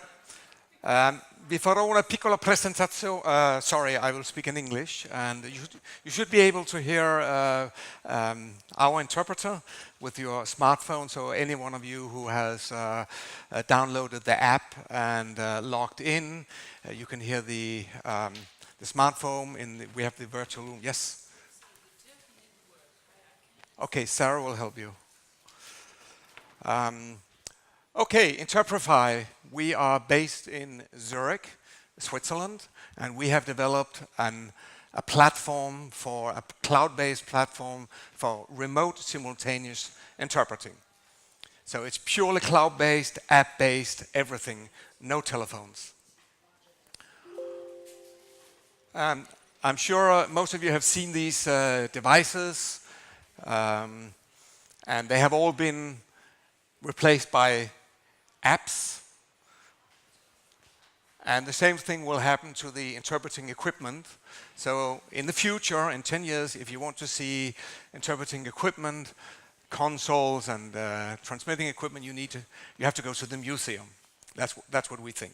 Okay. The advantage of having not physical devices, but having apps for all these office applications is you can run them on any physical device. So you can run them on a laptop, smartphone, tablet, whatever you want. You choose it. So what we do is we take this equipment, which you are very used to and accustomed to, and we put it up in the cloud. And we replace it by apps, software. Now we heard from Maureen before a bit of history of interpreting, how with the Nuremberg trials it suddenly became possible to do simultaneous interpreting the first time in history with electronic equipment. Then later. Remote interpreting became possible with telephones. As we heard, it's very widespread in America, but it's limited to consecutive interpreting and to a very few people, basically 2 people, the doctor and the patient. What we do is interpreting 4th generation. Bring your own device. So you should look at this as a next step, 4th generation in interpreting. Our platform is very flexible. There are many setups. The idea is you just bring your laptop and smart devices. Also the speaker right now, I use this as a speaker device. So I use the internal camera. I could also have set up a camera. I am connected to our system is connected to the microphone system, to the mixer, but we could also have set up a microphone here. That means our system is completely autonomous. You come here with a little bag, suitcase, and everything you need is in there. And basically you can run events anywhere in the world where there's a PC and of course internet connections. That's very important. So this is a case, 2 interpreters working remotely. We can also combine it with existing equipment. We call it hybrid solutions. So certain languages can be on-site, interpreted on-site in booths. Of course, the most common languages, if you have rare languages where you have to fly in interpreters for only a few people, let's say we would need here Korean or Japanese, that would be a bit complicated. So these interpreters can work remotely, so we can mix it. And we can also mix with headsets, traditional headsets, or smartphones. So also our output, we can put into the on-site sound system. We can use it for smaller meetings. sales meetings. Our platform can also be used for larger meetings. Usually the Wi-Fi, here we have very good Wi-Fi, so I think you should all have a very good connection. So I would say here up to 40, 50 people without any problem. If there are more people, we can set extra routers in the room, and we can go up to more than 1,000 people. By the way, if you have any questions, please interrupt me anytime. And here we, as an example, we can put a little extra Wi-Fi there. Panel discussions.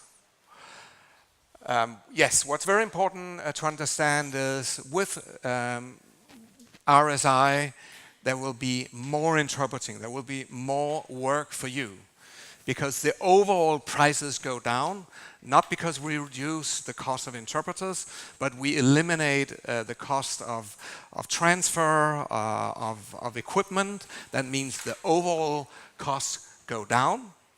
So the clients, they want that, and they will order more interpreting. Today, many clients, they say, well, you know, we have 6 Portuguese, and their English, I know, is not very good. But we're not willing to pay 6,000 euros for 2 interpreters and booths on site. It's just too expensive. We don't want to pay it. With our solution, you can do it for 2,000, 3,000. We still pay the interpreters the same, but we eliminate, as you see, we eliminate the cost of the equipment. And when prices go down, this is macroeconomics, demand goes up. So RSI will lead to more interpreting. This is a case we had in, that was the Fédération Équestre Internationale. Their headquarters are in Lausanne, and their General Assembly rotates. So it's every year in a new place. This year it was in Tokyo. We are a platform provider. We don't provide interpreters. We can in some cases, but we prefer not to work directly. Well, it depends. It's easier for us to work through agencies. So in this case, we work through Ubicus. I think Ubicus is a name. You all know Ubicus. It's a French-British company. So they have 5 official languages: English, French, Spanish, Russian, and what's the last? Arabic. So we had 4 booths in London.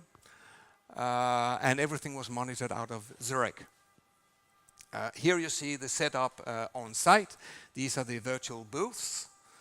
Like here, just a laptop, that's all you need. And the interpreters were working. They insisted on working from booths, so we said, okay, you can sit in booths, you can have your consoles, but you don't really need the console. You could just use a laptop, which actually provides better sound quality. So I think it's interesting to look a bit of the finances of this case. This is, of course, a bit of an extreme case because there are many interpreters, and they would have to travel and stay in a hotel. So I estimated the cost would have been to FEI about 40,000 Swiss francs or euros. And we provided this solution with interpreters for almost a third, well, less than a third. And are there any questions? Because usually I get a question here. Okay. Who can guess the question that I'm asked here? When you look at the numbers. The numbers is why are they? Yes. Exactly, yes, this is the question, yes. And so I put this deliberately sort of to make sure that you don't fall asleep. Okay, now the thing is, this is what we pay them, okay? There were 8 interpreters, we paid them 1,000 francs for the whole event. It was a whole day event, okay? So we paid them 1,000 francs each. And here I said I assumed that 1 travel day would be paid, not 2 days. But this is, of course, also a negotiation matter. And I don't know exactly how it works, but in this case, I assume they would be paid for 2 days. One of them would be traveling and one working. Of course, they need to travel back. And had they been UN interpreters, then it's of course a completely different story, because it's how do you say it, transcontinental, and you look up in the table and it says 2 days of rest. Okay, so they will get 2 days of rest in Tokyo, and this of course makes it everything more expensive, and it makes you less productive, of course, unless you are paid for lying at the swimming pool, which is of course very nice. But there are more and more clients who just are not willing to pay for this. So this is just an example of what the finances look like, and I will encourage you to use our platform, test it out.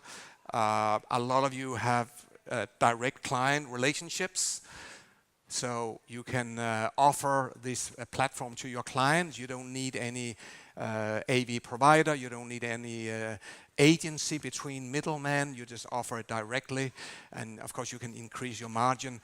AV, we can provide you the support online, but of course you need to have a bit of technical knowledge, how to connect a laptop to Wi-Fi and so on. This is another case we had in Saudi Arabia for a Danish industry confederation, and there was a EU commissioner there. She used her smartphone. All you need is just a smartphone. You need a big difference here, our system to other systems, is you don't need to register. So you can use it for conferences where people walk in. A lot of conferences, people are invited and you don't know exactly how many people turn up. Okay, so this is an advantage of our system. All they have to do is, and when they come in, they have to log into the Wi-Fi and enter a token as you did. And of course we need to write the token somewhere, but we don't register the users. So it's an open system. Anyway, she was very happy, and yes?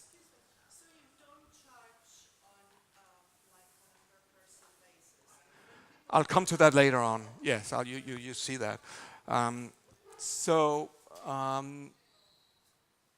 This is another case we had with Barry Olsen. I think you all know Barry Olsen. He's a bit the guru of the industry. He is probably the most knowledgeable when it comes to RSI. He's our friend. He invites us to his conferences, which is a big honor. And he's very active within Gala. Are any of you who are at the Gala conference this year in Amsterdam? Nobody? Okay, there was this Ellen Paulmeyer. She gave a presentation. She was in New York, so she gave it remotely. And over our platform, we could see her on the screen. And as you can see, Barry was very happy with our solution. Another example was recently in Bellinzona, the capital of Canton Ticino in Switzerland. The General Assembly of the Liberi Pensatori, I think is in Italian, free thinkers.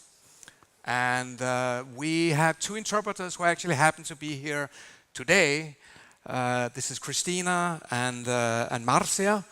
And it looks as if, according to what the client said, that he was very happy with them. So we're very pleased that they delivered excellent work.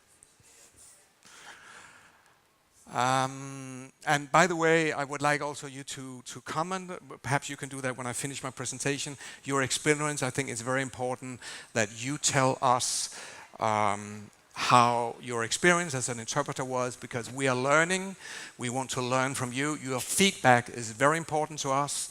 We can, of course, never give you the same experience as when you would be on site, but we are trying to give you as close to that feeling as possible. And I think in some respect it can be even better.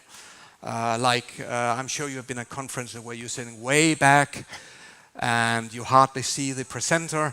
In this case, we have a camera here with optical zoom. So we put it in. We can put it in the back and zoom in on the face or on the body of the presenter. So in many ways, it can be more comfortable to work remotely, but of course you need to adapt it. And also, as Bill Woods, I don't know if you're familiar with this saying of Bill Woods. He's a pioneer within RSI back to the 70s. He said, interpreters will not be replaced by technology, but they will be replaced by interpreters using technology.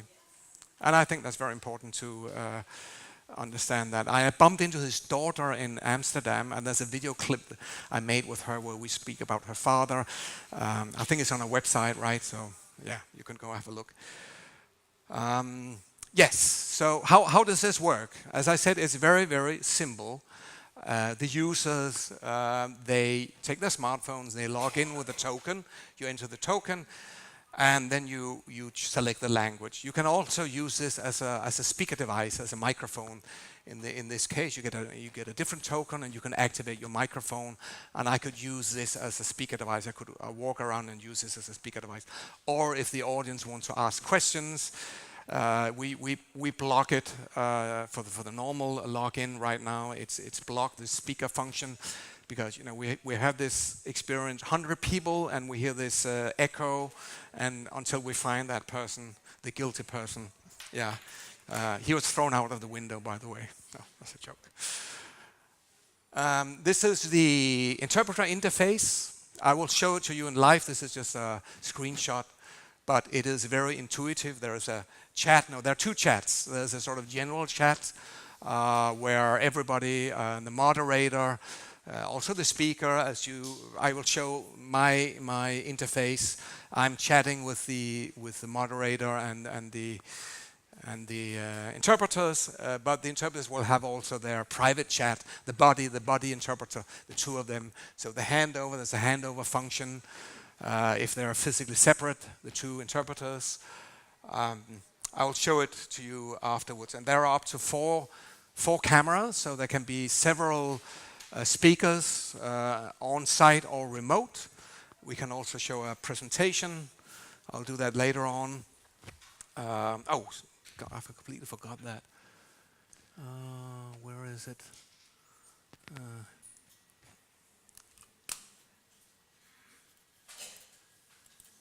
Where is my mouse? Oh, okay.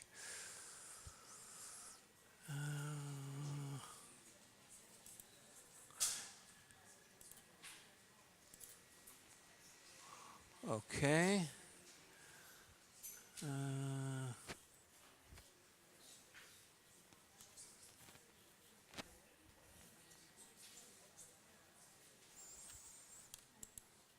Where is my mouse? Ah, okay. Okay, the interpreter interface. We have a backend, admin backend, where you set up the device, where you create where you set up the events. We see here we have what is this? Where's our event? General assembly. Okay, it's not here on the. Yeah, this is a screenshot. Yeah, I'll show you in live afterwards how you can set up events, create events, and create the virtual language rooms.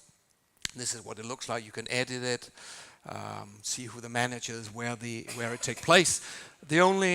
Why do we put the location? The location is irrelevant just for one thing: the time zone.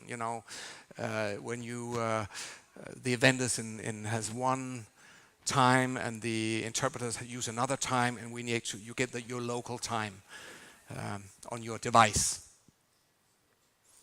This is the moderator interface. I will just show it, the screenshot. We use it when you have many interpreters and you need to control everything and see who's doing what. This is the moderator interface. So RSI is very useful. I'm talking now from the client's point of view. Is very useful when you have many languages. Like here, if we would have, there's just room for one booth here, it would be very difficult to have 3 or 4 booths. Okay, so it's ideal for if you have problems with the space, or if you have rare languages where you need to fly in the interpreters. Oh.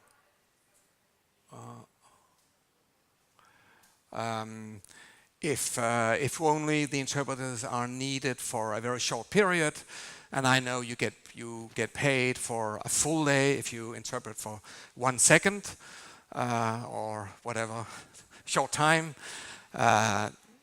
and clients often they ask, is it okay? Can we do like a half day?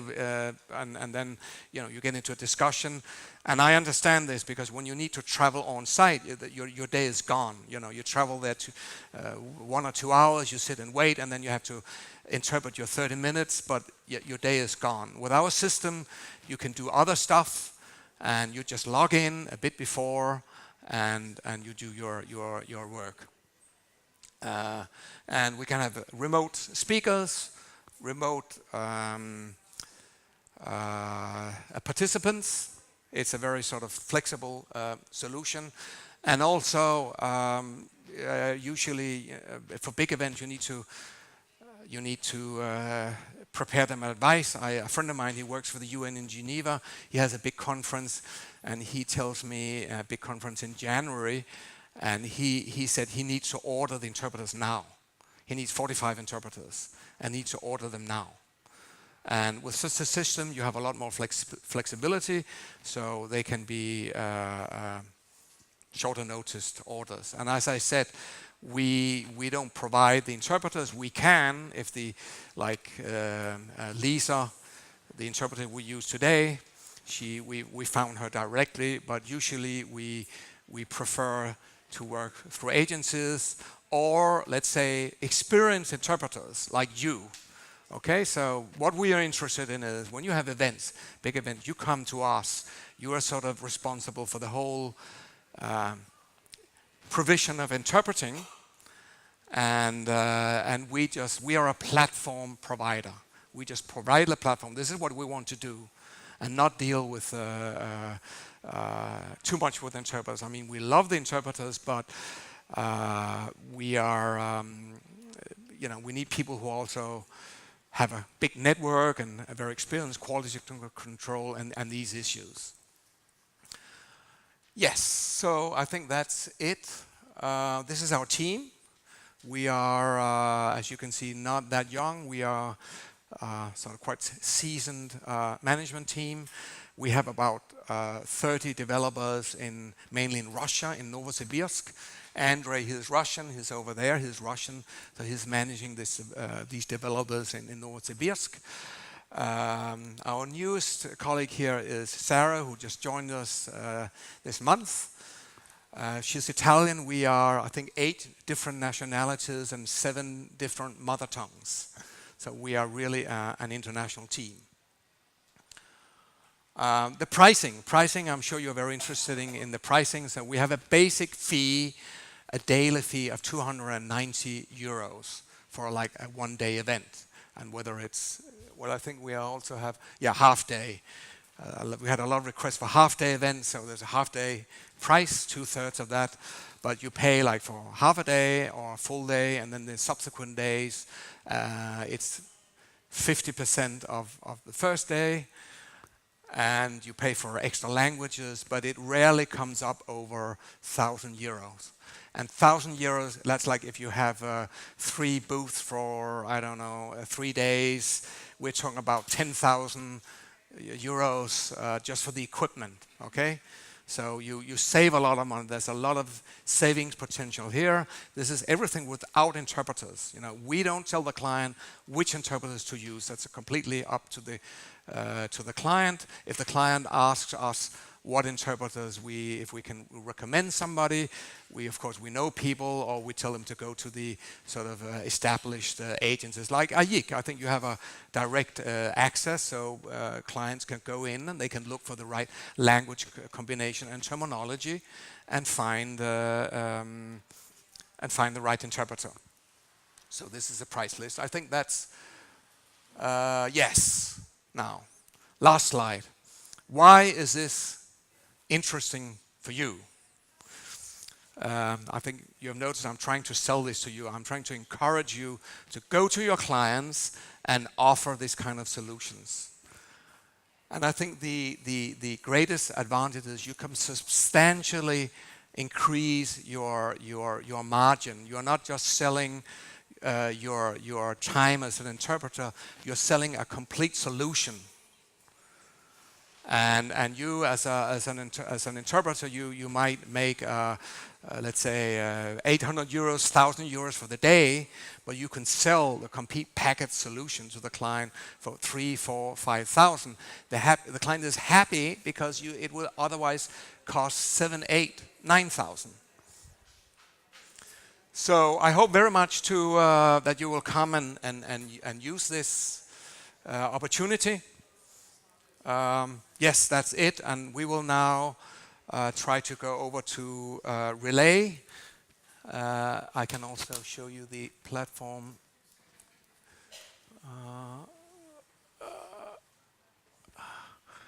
Okay, here.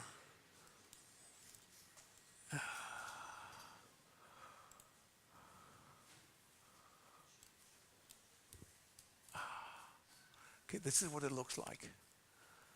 Okay. So I say here, Relay, I think they're ready. Okay, så just so the interpreters know. Okay.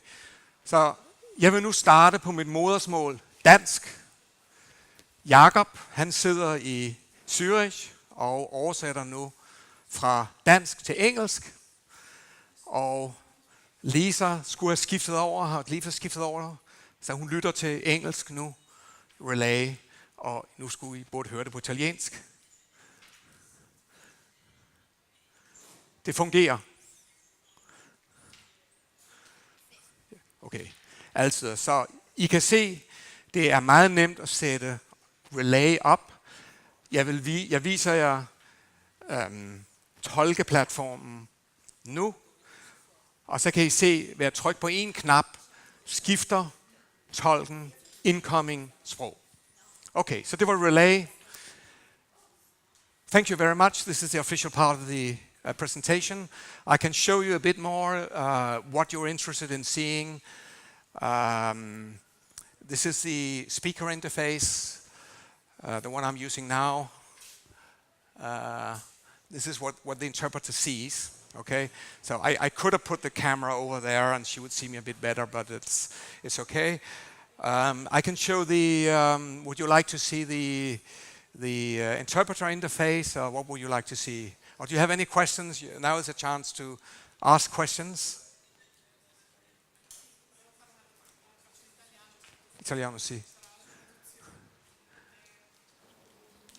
L'interprete vede le diapositive della presentazione e poi l'altra domanda era l'assistenza tecnica per l'interprete durante l'evento. E cioè ho visto che è prevista, ha un costo a parte, assistenza tecnica, monitoraggio di tutto l'evento, però io volevo sapere, siccome noi interpreti, se abbiamo un problema tecnico nella situazione non virtuale, abbiamo lì presente fisicamente un tecnico, come funziona a livello virtuale? Ottima domanda. La prima domanda, che cosa vede se l'interprete ha la possibilità di vedere la presentazione? C'è qui sotto, adesso vediamo se funziona. No, adesso io sono l'unico nel sistema, c'è l'immagine e la mia presentazione, quindi se sceglio la presentazione, ecco, si vede qui, si vede, l'interprete vede la stessa cosa. Poi per la domanda, un interprete che sta da sola da qualche parte, se ha un problema, c'è il chat che può, dopo lo faccio vedere, c'è il chat dove può fare la sua domanda, ma abbiamo, dipende che cosa vuole il cliente, ma abbiamo tecnici in Istanbul, Johannesburg e Beogrado, perché sono tecnici che paghiamo 100 euro, 80 euro al giorno per stare lì e guardare e per intervenire. TeamViewer, sapete che cos'è TeamViewer? Conoscete TeamViewer? TeamViewer è un software che quando è installato che permette un tecnico esterno di dirigere il vostro PC. Quindi se avete un problema lui entra e voi vedete il topo muovere, cioè lui gestisce il vostro PC come se fosse il suo. Quindi non dovete fare niente, lui entra, il tecnico, e aggiusta quello che si deve aggiustare. Other questions? Altre domande? Sì, Kim, guarda, ho una domanda io Sì. da parte di Raffaella Marchese, che è la responsabile della Commissione Comunicazione di AIC Italia, che ci sta seguendo in web streaming dall'estero. Ci chiede con quale preavviso si può organizzare un vostro servizio? Dipende molto dal cliente, perché ultimamente ho avuto un cliente che era Pentecoste, mi ha chiamato venerdì sera alle 7 e ha detto io ho bisogno martedì a Ginevra, ho bisogno di una riunione e ho bisogno dell'interpretazione. Io ho detto ma scusa, lunedì è Pentecoste, tutto chiuso, io non trovo nessuno. E siamo riusciti in qualche modo, abbiamo chiamato l'interprete, l'abbiamo organizzato durante il weekend e ha funzionato tutto. È un po' stressante, ma spesso, noi siamo fieri di poter offrire questa possibilità, perché se gli interpreti se avessero dovuto viaggiare a Ginevra sarebbe stato molto difficile, no?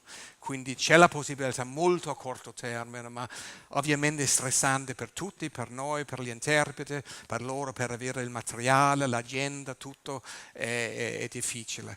Non so, magari voi potete dare la vostra opinione onesta, potete dire tutto quello che volete. Come è stato? Io credo che avevate abbastanza tempo, no, per prepararvi e come abbiamo visto si sono preparati molto bene. Allora, com'era la vostra esperienza con la nostra piattaforma? Christine, ti do la parola. Complessivamente direi che è stata positiva, cioè noi abbiamo visto che si può fare, che il sistema funziona. Io ho usato un headset che normalmente uso per le traduzioni, cioè di riconoscimento vocale, quindi ha solo un lato dell'orecchio. Io usavo solo il microfono di questo headset e mi mettevo le mie Bang & Olufsen piccole, che al contrario di quello che è successo a Marzia, a me funzionavano benissimo, quindi l'audio era molto buono con le mie solite cuffie. Allora, abbiamo dovuto fare un giorno prima, mi sembra 2 giorni prima, un test che ci ha portato via un'oretta abbondante, cioè la preparazione non è stata proprio, cioè, non è che dici tu accendi e ti metti lì, devi fare un attimo di preparazione. La situazione che mi faceva più paura, che alla fine invece non è stato difficile, era il fatto che Marzia fosse a casa sua, io a casa mia, e non ero certa di poter fare con lei il cambio turno come normalmente avviene. Scusate, mi alzo in piedi perché mi sembra un po' brutto volgervi le spalle. Allora, funziona bene. Cioè, alla fine tu hai una specie di orologio, un countdown che puoi mettere e devo sedere? Ah, ok. Quindi tu puoi dire al collega guarda che io fra 30 secondi vorrei smettere, oppure fra 5 minuti, hai queste 2 possibilità. E quindi quando il collega vede questa cosa, tu praticamente gli annunci il cambio microfono, lui si predispone o lei accende il suo microfono e poi il cambio comunque non è automatico, il cambio lo decidi quando tu spegni il tuo microfono e il collega lo accende. Allora in questo lasso di tempo, questi 30 secondi, tutti e 2 si preparano, poi uno segue quello che dice l'altro, ascolta il filo del discorso e capisce anche senza lo sguardo, lo capisci dalla voce, lo capisci dalle parole, quando devi fare il cambio. Insomma, questo non l'ho trovato difficoltoso. L'audio era piuttosto buono, cioè non ho mai avuto l'impressione di non sentire o di non capire, però a fine giornata ero più stanca del solito. Quindi dopo una mezza giornata fatta in due, italiano-tedesco, tedesco-italiano, con le pause che potevo usare a casa mia, con un po' di yoga, con il tè, insomma mi potevo rilassare meglio che sul posto del lavoro. Alla fine comunque ero più stanca del solito, quindi non so bene se fosse la qualità dell'audio che magari senza percepirlo veramente, però con la frequenza diversa, insomma se fosse quello il problema, oppure se era anche il fatto di lavorare con un sistema nuovo, di avere un po' sulle mie spalle anche la responsabilità che funzionasse tutto. C'è stato un altro punto su cui ho discusso molto con Kim e ancora non sono perfettamente d'accordo. Questo fatto che un tecnico esterno usi TeamViewer sul mio computer. TeamViewer io l'ho usato sul computer di mia mamma quando lei non lo sapeva usare e io le facevo le cose. Quindi che qualcuno possa usare il mio computer, magari se io vado un attimo in bagno e insomma... Non l'abbiamo fatto perché lui si è fidato e ha convinto il tecnico, era preoccupatissimo. Lui ha detto no, guarda che per questa volta facciamo senza, abbiamo fatto senza. Poi ci dirai tu se ha funzionato o no.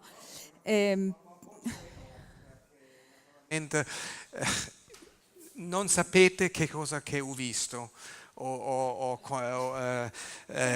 L'interprete quando scrive nel chat deve unmute, schiacciare il microfono, lo scrivo 5 volte nel chat e non lo so che cosa fa l'interprete, abbiamo dovuto chiamarla, poi non ha risposto il telefono cellulare, abbiamo dovuto chiamare il numero normale, privato, e alla fine ha risposto, per favore guarda lo schermo. Abbiamo visto di tutto, ma come io subito ho sentito che Cristina è una persona Insomma, gli ho trasmesso fiducia. intelligente, quindi ho detto Alex non ti preoccupare, io prendo la responsabilità e infatti tutto ha funzionato bene.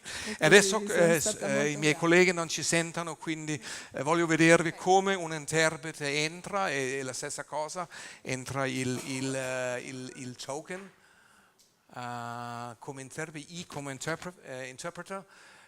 qui si entra il nome, qui si può scegliere, allora non lo so, prendiamo in italiano, per il relay, no? Poi magari nel frattempo vi dico che ho dovuto fare le prove sulla mia connessione internet.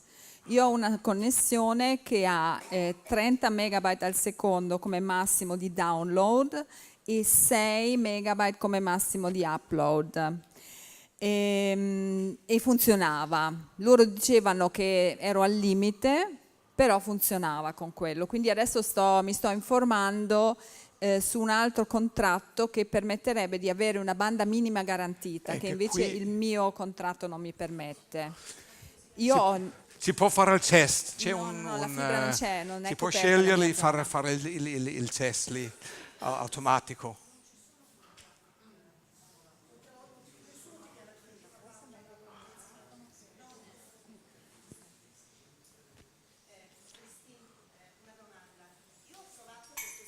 Ma solo come test, non ci ho lavorato, l'ho provato per circa 20 minuti con i colleghi di Istanbul, che probabilmente conoscete, con Dragoman, Ümit, sì. Esatto. E la cosa che, vabbè, mezz'ora e non in condizione reale, chiaramente lo stress era minimo, c'era solo più che altro curiosità, quindi non posso avere lo stesso feedback. Il suono era molto buono, non ho mai avuto cali o cose ambigue, non comprensibili. La cosa che invece mi ha molto positivamente colpita è il fatto di vedere le persone. Io non so se nel vostro caso voi due vi vedeste. Allora, nel nostro caso ho dato il feedback a Kim che ha già comprato la telecamera nuova. Perché noi ci davamo io vedevo delle spalle degli ascoltatori dell'ultima fila e il mio relatore era laggiù. Sì, era un po' io basso. intendo gli altri interpreti, nel senso che... no, non la vedevo, ecco, Marzia. invece io non so perché adesso, perché per me veramente era un test molto breve, quindi non so bene tutto quello che c'è dietro di tecnico, però io vedevo i colleghi, eravamo in 5 Cristina cabine. o persino... Sì, Perfetto, bene. perché era un Quindi po'... forse questo è un problema di banda.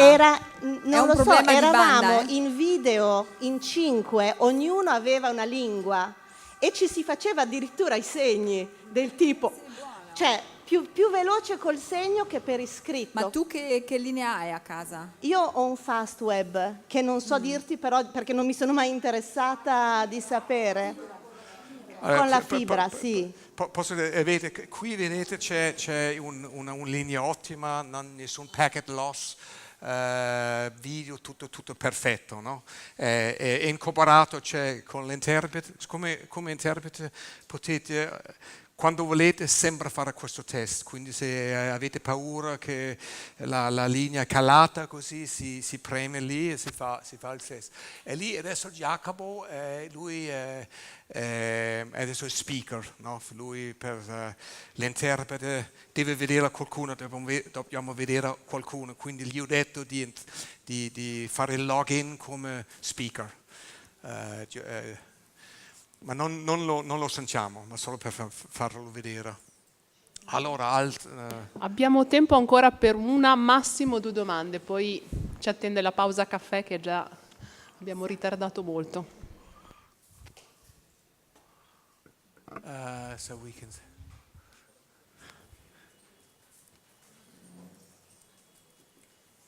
C'è qualche domanda?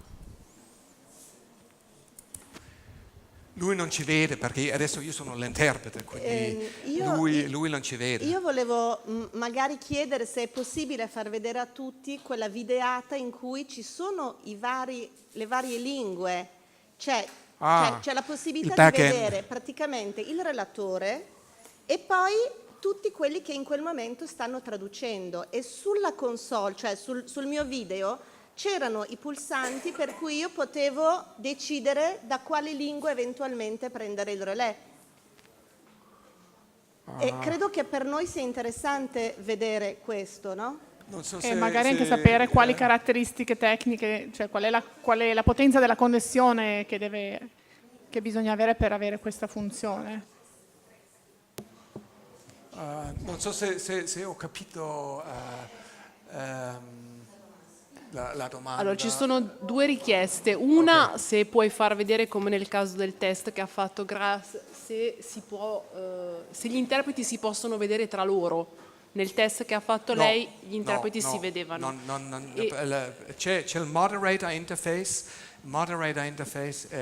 per il moderatore che vede tutti. Adesso allora forse era il moderatore che vedevo, ma vedevo le altre prima ho fatto lingue. vedere un screenshot, ma come adesso sono l'unico l'interprete nel sistema dentro, non si vede solo me, non si vede altri. È possibile che mi abbia dato un accesso diverso perché io veda?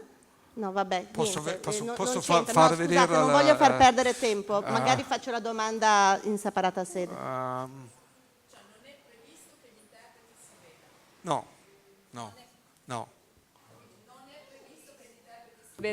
Non è previsto che gli interpreti si vedano, non è nel sistema, ma non c'è la possibilità. No, Io con Marzia non ci potevamo però vedere. Forse tu hai visto un setting di conferenza dove il moderatore parla con altri, ma non interpreti. Io ho visto. E poi c'era anche un'altra... Forse lo può vedere lui, forse mi è stato dato un accesso diverso perché io veda gli altri. Probabilmente era una configurazione di test particolare, però appunto di default gli interpreti tra loro non si vedono. E poi Kim, scusa, c'era un'altra domanda di Lisa che chiedeva quali sono i requisiti tecnici minimi della connessione che noi come interpreti dobbiamo soddisfare per poter erogare il servizio, sentire bene, eccetera. Quindi connessione, download, upload.